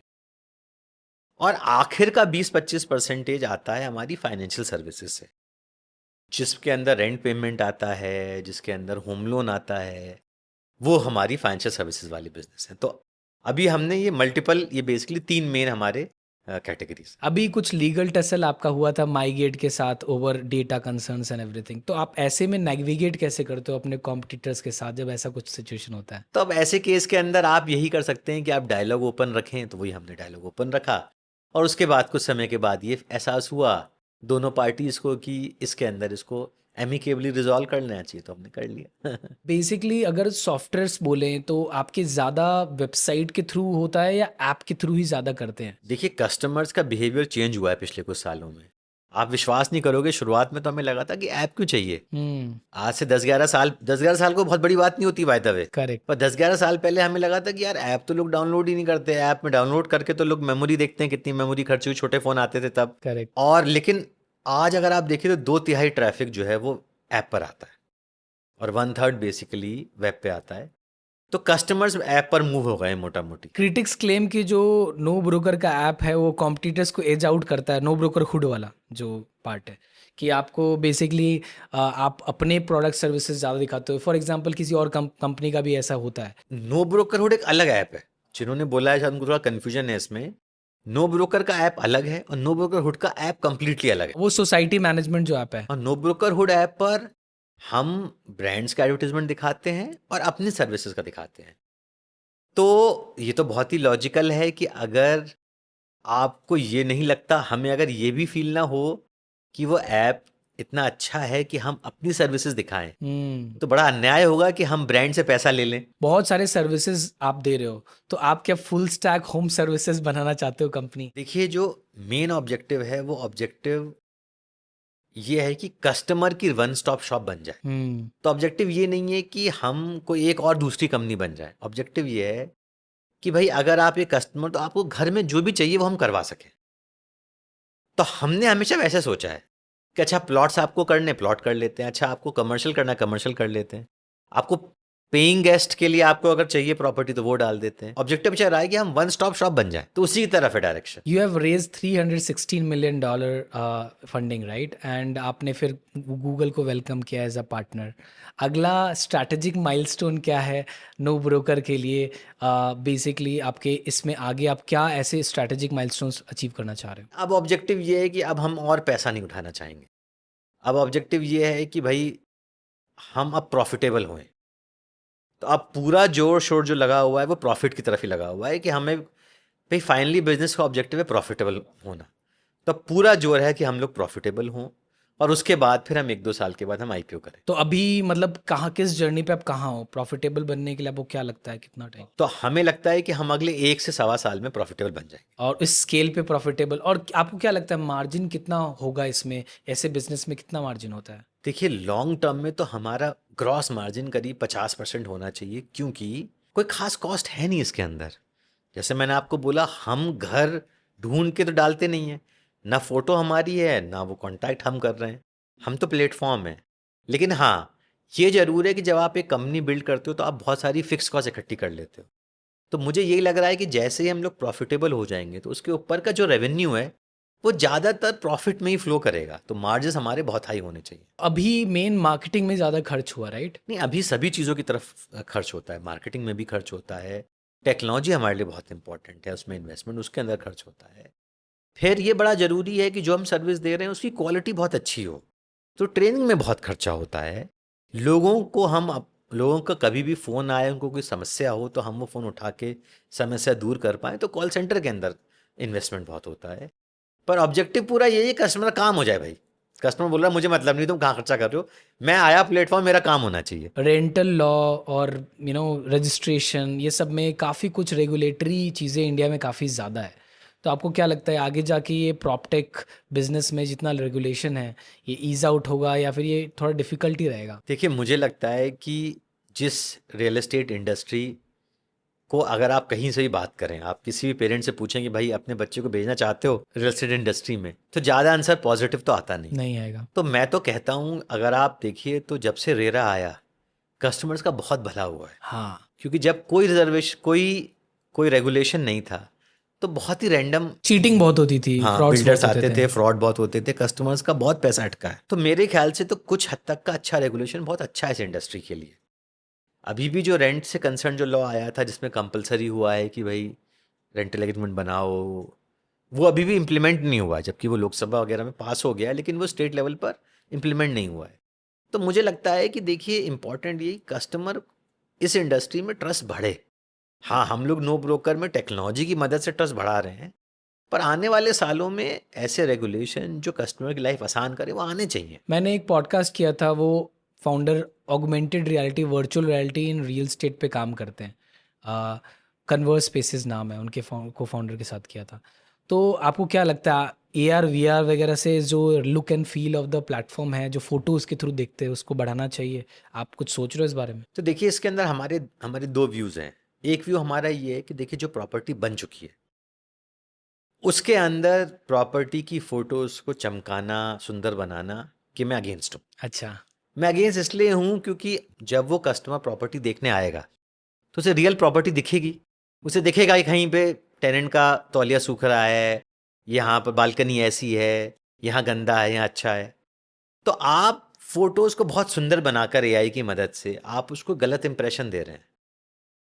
शायद आप कह सकते हैं फूल भी करना चाह रहे हैं आप, और उसका आप टाइम वेस्ट कर रहे हैं। जब वो आएगा देख ही लेगा वो, तो कोई फ़ायदा नहीं है। तो मुझे लगता है कि जो रियल प्रॉपर्टीज़ जो रियल हैं उसके अंदर रियल फ़ोटोज़ ही होनी चाहिए, रियल वीडियोज़ होने चाहिए, ताकि कस्टमर को सच दिखाई दे। हाँ, कहाँ ज़रूरत आती है AR VR की? उन जगह पे जहाँ पे कुछ है ही नहीं। सेलिंग करना हो नया फ्लैट्स। आप मान लीजिए कि आपने कल गड्ढा खोदा है, उस वक्त बिल्डर के दिमाग में एक विजन है कि भाई ऐसा दिखाई देगा, उसको वो विजन दिखाना है तो दिखाना चाहिए VR से, ताकि कस्टमर भी समझ पाए कि अच्छा भाई ये विजन है, ऐसा दिखेगा। और फिर वो डॉक्यूमेंट के थ्रू होल्ड करे बिल्डर को कि भाई ये विजन मुझे सेम चाहिए जो तुमने मुझे दिखाया। तो वहाँ पर मुझे लगता है कि AR VR का बहुत फ़ायदा है। तो आप फ्लैट सेल भी करवाते हो, हाँ राइट? जी। उस वाले सेगमेंट में बिल्डर्स डालते हैं डायरेक्टली? हाँ हाँ, जिन काम करते हैं बिल्डर के साथ वो बिल्कुल डालते हैं और हेल्प करते हैं। तो मेरा क्वेश्चन उसी के लिए था एक्चुअली, रेंटल हाँ। वाले की नहीं था। कि फ्लैट अगर किसी को सेल करना है, बिल्डर ने डाला कि यार मेरे 10 यूनिट्स हैं, 100 यूनिट्स हैं और ये रहा है, और प्रॉपर्टी इन मेकिंग है, वो भी आप कर रहे हो? Not just readymade flats but the under construction flats Yes, also. yes. तो उसमें फोटोज वगैरह तो क्या वो उसी से दे पाएगा AR VR? Correct correct. तो उसके अंदर हम लोग फ्लोर प्लान डालते हैं। आजकल बहुत ही AI जनरेटेड फोटोज आती हैं जिससे कि दिखता है कैसा लगेगा, कैसा बनेगा? और वीडियोस भी आते हैं, तो वो बिल्कुल हम लोग यूज़ करते हैं और बहुत ज़रूरी है भाई कस्टमर समझ पाए कि भाई मुझे क्या मिलने वाला है। आपने प्रॉपर्टी मैचिंग के थ्रू ये प्रॉब्लम सॉल्व करने का ट्राई किया, आपका प्राइसिंग मैकेनिज्म भी है जिससे आप एक बताते हो। तो हाउ डू यू इंश्योर कि ये जो प्राइसिंग दिखा रहे हैं, जो लोग भी लेना चाह रहे हैं, वो सही रहे, मतलब बैलेंस्ड प्राइसिंग हो जो एग्जैक्टली मैच करती हो उस इंडस्ट्री, उस एरिया के? तो देखिए ये तो पूरा टेक्नोलॉजी का ही खेल है कि अगर मैं किसी लोकेलिटी में देख रहा हूँ तो उस लोकेलिटी में देखिए रियल एस्टेट में दिक्कत ये है कि जैसे आप अमेज़ॉन पे चाहें और आप कोई सामान ऑर्डर करें तो वो सामान का एक MRP है, एक प्राइस है जो कि कंपनी ने निकाला है। और अगर आप बिस्कुट ऑर्डर कर रहे हैं, 2 बिस्कुट के पैकेट एकदम आइडेंटिकल हैं, सेम है। लेकिन रियल एस्टेट के अंदर एक ही बिल्डिंग में 2 घरों का अलग अलग दाम होता है। एक गार्डन फेसिंग है, एक स्विमिंग पूल फेसिंग है, एक वास्तु में ऐसा है, एक वास्तु में वैसा है। तो रियल एस्टेट के अंदर आप बातचीत से इसको सॉल्व नहीं कर सकते, इसको टेक्नोलॉजी सॉल्व कर सकती है। तो जो हमने बनाया एल्गोरिदम, वो एल्गोरिदम टेक्नोलॉजी बेस्ड है कि अच्छा चूंकि हम 11 साल से प्रॉपर्टी ले रहे हैं, खरीद रहे हैं, बेच रहे हैं, भाड़े पे दे रहे हैं, रेंट पे दे रहे हैं, तो हमारे पास वो सारा डेटा है कि किस प्राइस पे प्रॉपर्टी क्लोज हो रही है। वो डेटा इंडिया में किसी के पास भी नहीं है, हमारे पास भी सालों से बना है वो डेटा। वही डेटा फीड होता है और वही डेटा वो प्रेडिक्शन करता है। आपने फिलीपींस में भी एक पायलट किया था, तो आपका आगे क्या इंटरनेशनल जाने का प्लान है, या ज़्यादा फोकस है कि अब Tier 2 Tier 3 सिटीज़ जैसे आप बोल रहे थे वो रहे? आगे क्या सोच रहे हो? तो एक तो आपने रिसर्च बहुत धाकड़ करी है क्योंकि बहुत कम लोगों को पता है। तो फिलीपींस में हमने एक एक्सपेरिमेंट किया था आज से बहुत साल पहले, और उसका ऑब्जेक्टिव केवल ये चेक करना था कि अगर हम केवल एक प्लेटफॉर्म बनाएं तो क्या उसकी डिमांड इंडिया के बाहर है। उसके बाद फिर हमने उसे बंद कर दिया और वो बहुत अच्छा एक्सपेरिमेंट रहा। तो ये बात तो हमें पता है कि साउथ ईस्ट एशिया में, दुबई में, मिडल ईस्ट में बहुत जगह सिमिलर कस्टमर प्रॉब्लम है जहाँ पे ब्रोकरेज बहुत हाई देना पड़ रहा है। लेकिन और हमने उसकी वजह से दुबई भी लॉन्च किया। दुबई में नो ब्रोकर नहीं किया, पर नो ब्रोकर हुड किया और बिल्डर की प्रॉपर्टीज़ वाला किया। लेकिन इंडिया इतना बड़ा देश है और इतना डिफ़िकल्ट प्रॉब्लम है सॉल्व करना कि अभी आने वाले सालों में तो केवल इंडिया पे ही फोकस है। हाँ, तो रियल स्टेट जो है एक बहुत बड़ा इंट्रेंच्ड मार्केट है इंडिया में। तो अगर ग्लोबल लेवल पे आपको ये सक्सेस लेना हो तो आगे क्या प्लान्स आपको लगता है कि सही हो गए, किस वे में इसको डिसरप्ट कर सकते हो इंडिया में और बाहर?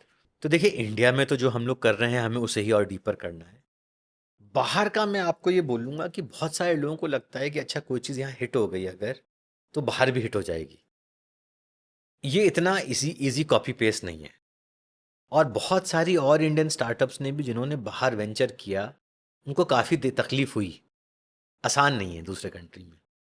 मेरा मानना ये है कि अगर आप इंडिया के बाहर कुछ और कर रहे हैं तो आप उसको फ्रेश देखिए, आप उन कस्टमर को भी फ्रेश देखिए, प्रॉब्लम को भी फ्रेश देखिए, अप्रोच को भी फ्रेश देखिए, और एक नई कंपनी समझ के करिए। अगर आप इस घोड़े पे सवार रहेंगे कि हाय मैं तो अपनी कंपनी इंडिया में बना दी, अब तो मैं दूसरा देश फतह कर लूँगा, तो बहुत मुँह खानी पड़ेगी।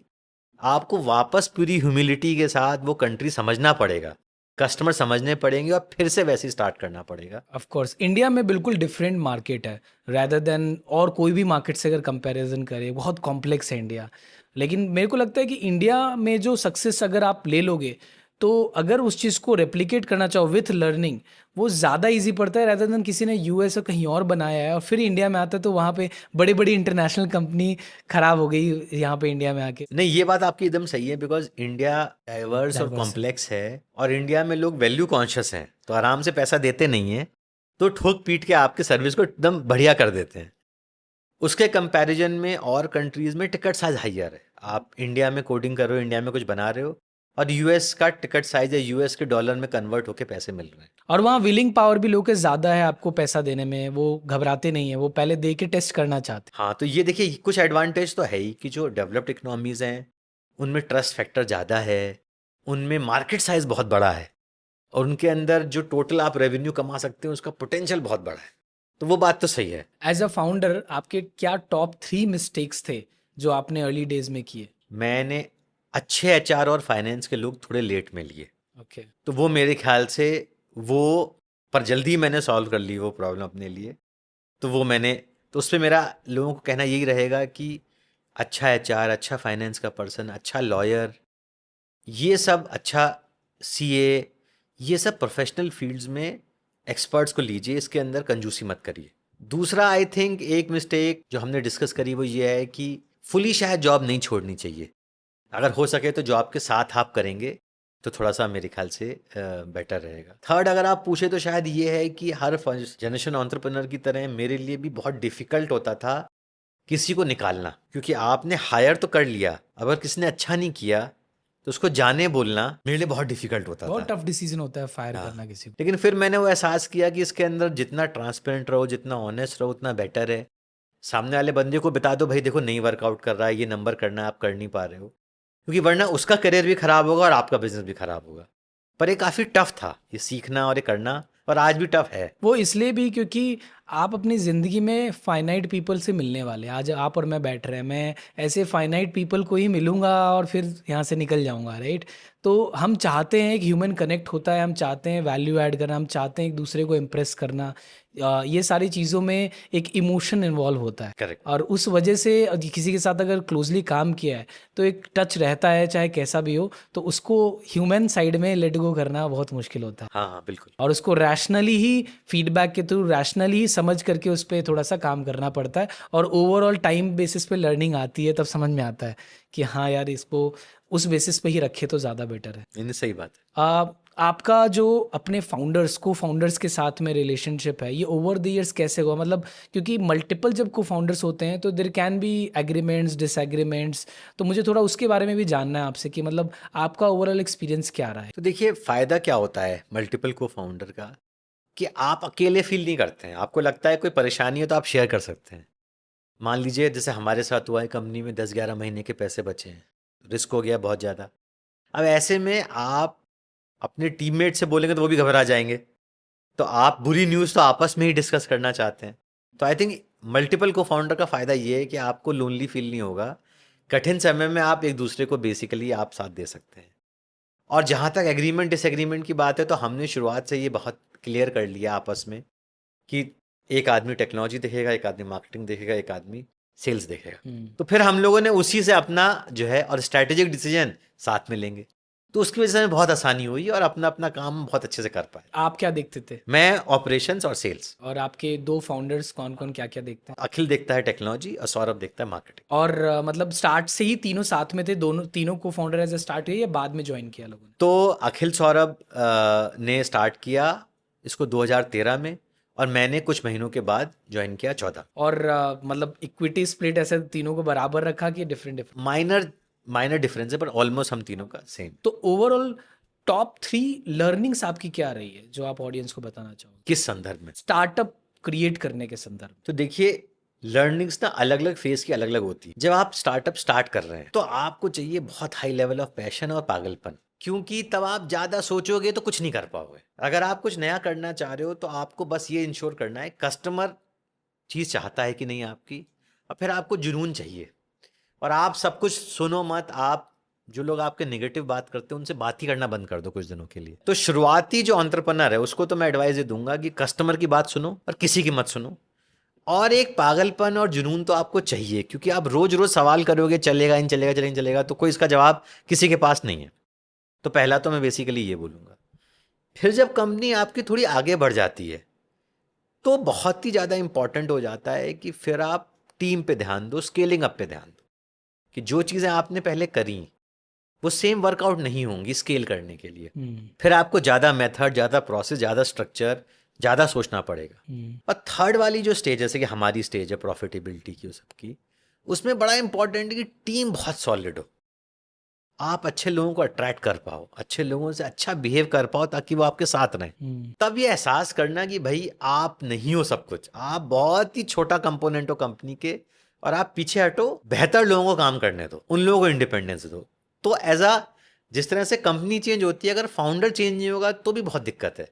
तो फाउंडर की भी लर्निंग अलग अलग है और उसको भी चेंज होना बहुत जरूरी है। वो लगता भी है 0 to 1 के लोग अलग होते हैं, 1 to 10x के अलग होते हैं, और 10x to 1000x वाले बिल्कुल डिफरेंट माइंडसेट के होंगे। या तो आप इवॉल्व होगे, करना ही पड़ेगा, और नहीं तो वो हो नहीं पाएगा, या फिर आपको वैसे लोग लाने पड़ेंगे जो उस स्टेज पे आपको हेल्प करे। नहीं, बिल्कुल आप एकदम सही बोल रहे हो। और हमने भी अपनी टीम में देखा कि जो लोग 0 to 1 में बहुत अच्छे थे उनमें से कई लोग 1 to 10 नहीं कर पाए। कई लोग ऐसे थे जिनको जुगाड़ की आदत है, जो जुगाड़ में बहुत अच्छे हैं, उनको सिस्टम प्रोसेस में नहीं मजा आता है। कुछ लोग ऐसे हैं जिनको इंट्यूशन में खेलने में अच्छा लगता है तो डेटा उन्हें पसंद ही नहीं है। कुछ लोग ऐसे हैं जिनको भी डेटा में ही मजा आता है।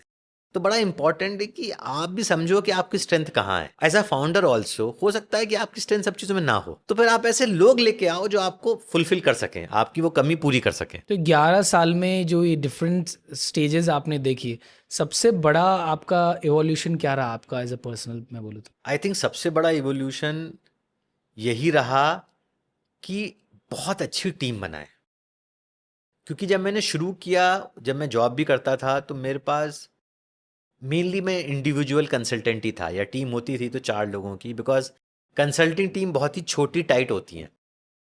और जब मैं स्ट्रैटेजी हेड था तो मैं अकेला पर्सन था जो कि सीईओ को रिपोर्ट करता था, तो भी कोई ऐसी टीम नहीं थी। तो सबसे बड़ी लर्निंग यही रही है टीम बनाने की। अच्छे लोग हायर करो, उनको बहुत इंडिपेंडेंस दो, माइक्रो मैनेजमेंट बिल्कुल भी मत करो, और जेन्युइनली अपनी टीम के बारे में अच्छा सोचो। तो जो टीम वाला पार्ट है ना, मुझे लगता है वो सबसे अंडरस्टेटेड पार्ट है। बहुत बार फाउंडर का आप पॉडकास्ट लेते हैं, इंटरव्यू लेते हैं, लगता है फाउंडर ही सब कुछ है, इसका ही आइडिया फंडू था, इसने बड़ा कर लिया और ये सब कुछ है। पर ऐसा नहीं है। जो कंपनी बड़ी हुई है उसके अंदर फाउंडर का रोल कम है, उसके नीचे की टीम का रोल बहुत ज़्यादा है। करेक्ट। तो मुझे लगता है कि ये टीम, अच्छे लोग अट्रैक्ट करना, अच्छी कल्चर अपनी टीम में करना बहुत ही क्रिटिकल है। हम अपने पॉडकास्ट के थ्रू बहुत सारे जॉब्स अपने जनता को देना चाहते हैं कि सिर्फ ज्ञान नहीं बांटा जा रहा है उस इंडस्ट्री का, उस फाउंडर से, बट उनको जॉब्स भी दी जा रही है। ये एक बहुत बड़ा हमारा ख्वाहिश है और हमारे आगे के गोल है, माइलस्टोन है कि हम बहुत सारे लोगों को पॉडकास्ट के थ्रू जॉब्स दे पाए, डायरेक्ट रेफरल दे पाए कंपनीज में। आपकी कंपनीज में कौन कौन से रोल है जो आप हायर कर रहे हो और करते हो, जिसमें हम उनको ये रोल्स, हम जेडीज और सारा कुछ रोल्स डालेंगे पॉडकास्ट पे, और उन पे जो भी एप्लीकेशंस आएंगे हम आपको वो सारा पास ऑन करेंगे फॉर डायरेक्ट प्रोसेसिंग। नहीं तो हमारे कई तरह के रोल अवेलेबल हैं, मैं वो सारे रोल आपको बता दूंगा, तो आप बिल्कुल पॉडकास्ट के एंड में डालिए और हम बिल्कुल we look forward to getting candidates. आप वो इंटरव्यूज़ कीजिएगा, जितने ज़्यादा लोगों की हेल्प हो पाए हमको बहुत अच्छा लगेगा। आप फिर भी कुछ रोल्स बताइए जो हम लोगों को हाईलाइट कर पाएँ कि आप जनरली ये हायर करते हो, लेट्स से फुल स्टैक और व्हाटएवर। एक तो टेक्नोलॉजी के में रोल हैं, वो रोल बेसिकली सब तरह के रोल हो सकते हैं। वो ठीक है। डेटा साइंस के भी रोल हैं, वो इंजीनियर्स के भी रोल हैं, फ्रंट एंड बैक एंड के रोल्स हैं। फिर हमारे पास कुछ मार्केटिंग के रोल्स भी निकल सकते हैं। मुझे चेक करना पड़ेगा अभी हमारी क्या अवेलेबिलिटी है। तो हम डिजिटल मार्केटिंग करते हैं, एसईओ करते हैं, हम बहुत सारी चीज़ें, उसके अंदर हमारे रोल्स आते हैं। फिर जो हमारा बिजनेस है और ऑपरेशंस है, उसके अंदर हमारा बहुत बड़ा कॉन्टैक्ट सेंटर है। उसके अंदर सीनियर से लेकर जूनियर रोल अवेलेबल है। जूनियर रोल ये है कि आप आइए, आप कॉन्टैक्ट सेंटर पर्सन बनिए, हमारे कस्टमर्स की हेल्प करिए। वो वाले रोल वर्क फ्रॉम होम भी अवेलेबल हैं। तो अगर आप जम्मू कश्मीर में हैं, आप नॉर्थ ईस्ट में हैं, वहाँ बैठकर भी आप वर्क फ्रॉम होम करिए, हमारे कस्टमर से फ़ोन पे बात करिए, उनकी प्रॉब्लम सॉल्व करिए। और लीडरशिप रोल भी हैं ऑपरेशंस के अंदर। सो ये बीपीओ रोल्स, जो कॉलर्स वाले वो बीपीओ टाइप रोल्स होंगे, राइट? ये सारे रोल्स कॉन्टैक्ट सेंटर रोल्स हैं। कॉन्टैक्ट सेंटर रोल, वो रिमोट रहेंगे। हाँ जी, हाँ जी। बहुत बहुत अच्छी बात की आपने। और ये ऐसा इंडस्ट्री है जिसमें ट्रस्ट होना बहुत ज़रूरी भी है। बहुत सारे लोगों ने, बहुत सारी कंपनी से ट्रस्ट तोड़ा भी है, और उसमें वो माइंडसेट, एक क्लियर माइंडसेट वाला इंसान, और वो उसमें बिल्ड कंपनी बनाना भी बहुत ज़्यादा ज़रूरत है इंडिया को। So that's really nice of you. तो अभी आपने जब ये पूरा माइलस्टोन्स की बात की, तो मुझे एक आइडिया लगा कि यार, मतलब किसी को अगर खुद के बारे में सोचना है कि मुझे क्या करना है, क्या इम्पैक्ट ज़्यादा इम्पोर्टेंस होता है, या फिर बेसिकली कोई एक मैट्रिक्स देखे कि पैसा कितना बनाए, या कस्टमर कितने जोड़े, या कितनी बड़ी टीम बनाए, तो क्या आदमी सोच रखना चाहिए? देखिए, इसमें कोई सही जवाब आंसर नहीं, गलत जवाब नहीं है। आप सोसाइटी के बारे में सोचिए। क्या पैसा कमाना इंपॉर्टेंट नहीं है? ऑफकोर्स इंपॉर्टेंट है। क्या सोसाइटी का भला करना इंपॉर्टेंट नहीं है? ऑफकोर्स इंपॉर्टेंट है। लेकिन हर आदमी हर चीज़ के लिए नहीं बना है, और हर आदमी का हर चीज़ पैशन हो भी नहीं सकता। तो मैं बिल्कुल भी नहीं बोलूँगा ये बात कि कुछ ऐसे फाउंडर जो कि मेनली मनी बनाना चाहते हैं वो गलत है। क्या प्रॉब्लम है उसके अंदर? अगर कैपिटलिस्टिक सोसाइटी नहीं रहेगी तो कैसे और आदमी इनकरेज होगा?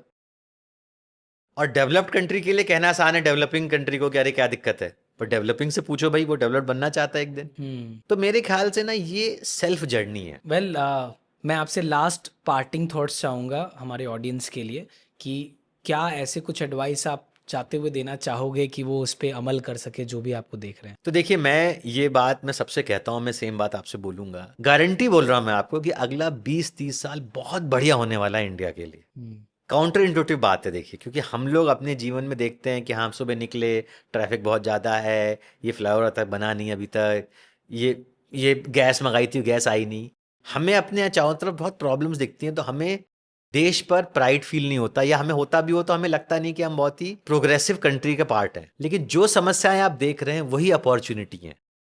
आपको टैक्सी नहीं मिल पा रही है, आप वो एक अपॉर्चुनिटी थी जो सॉल्व हो रही है।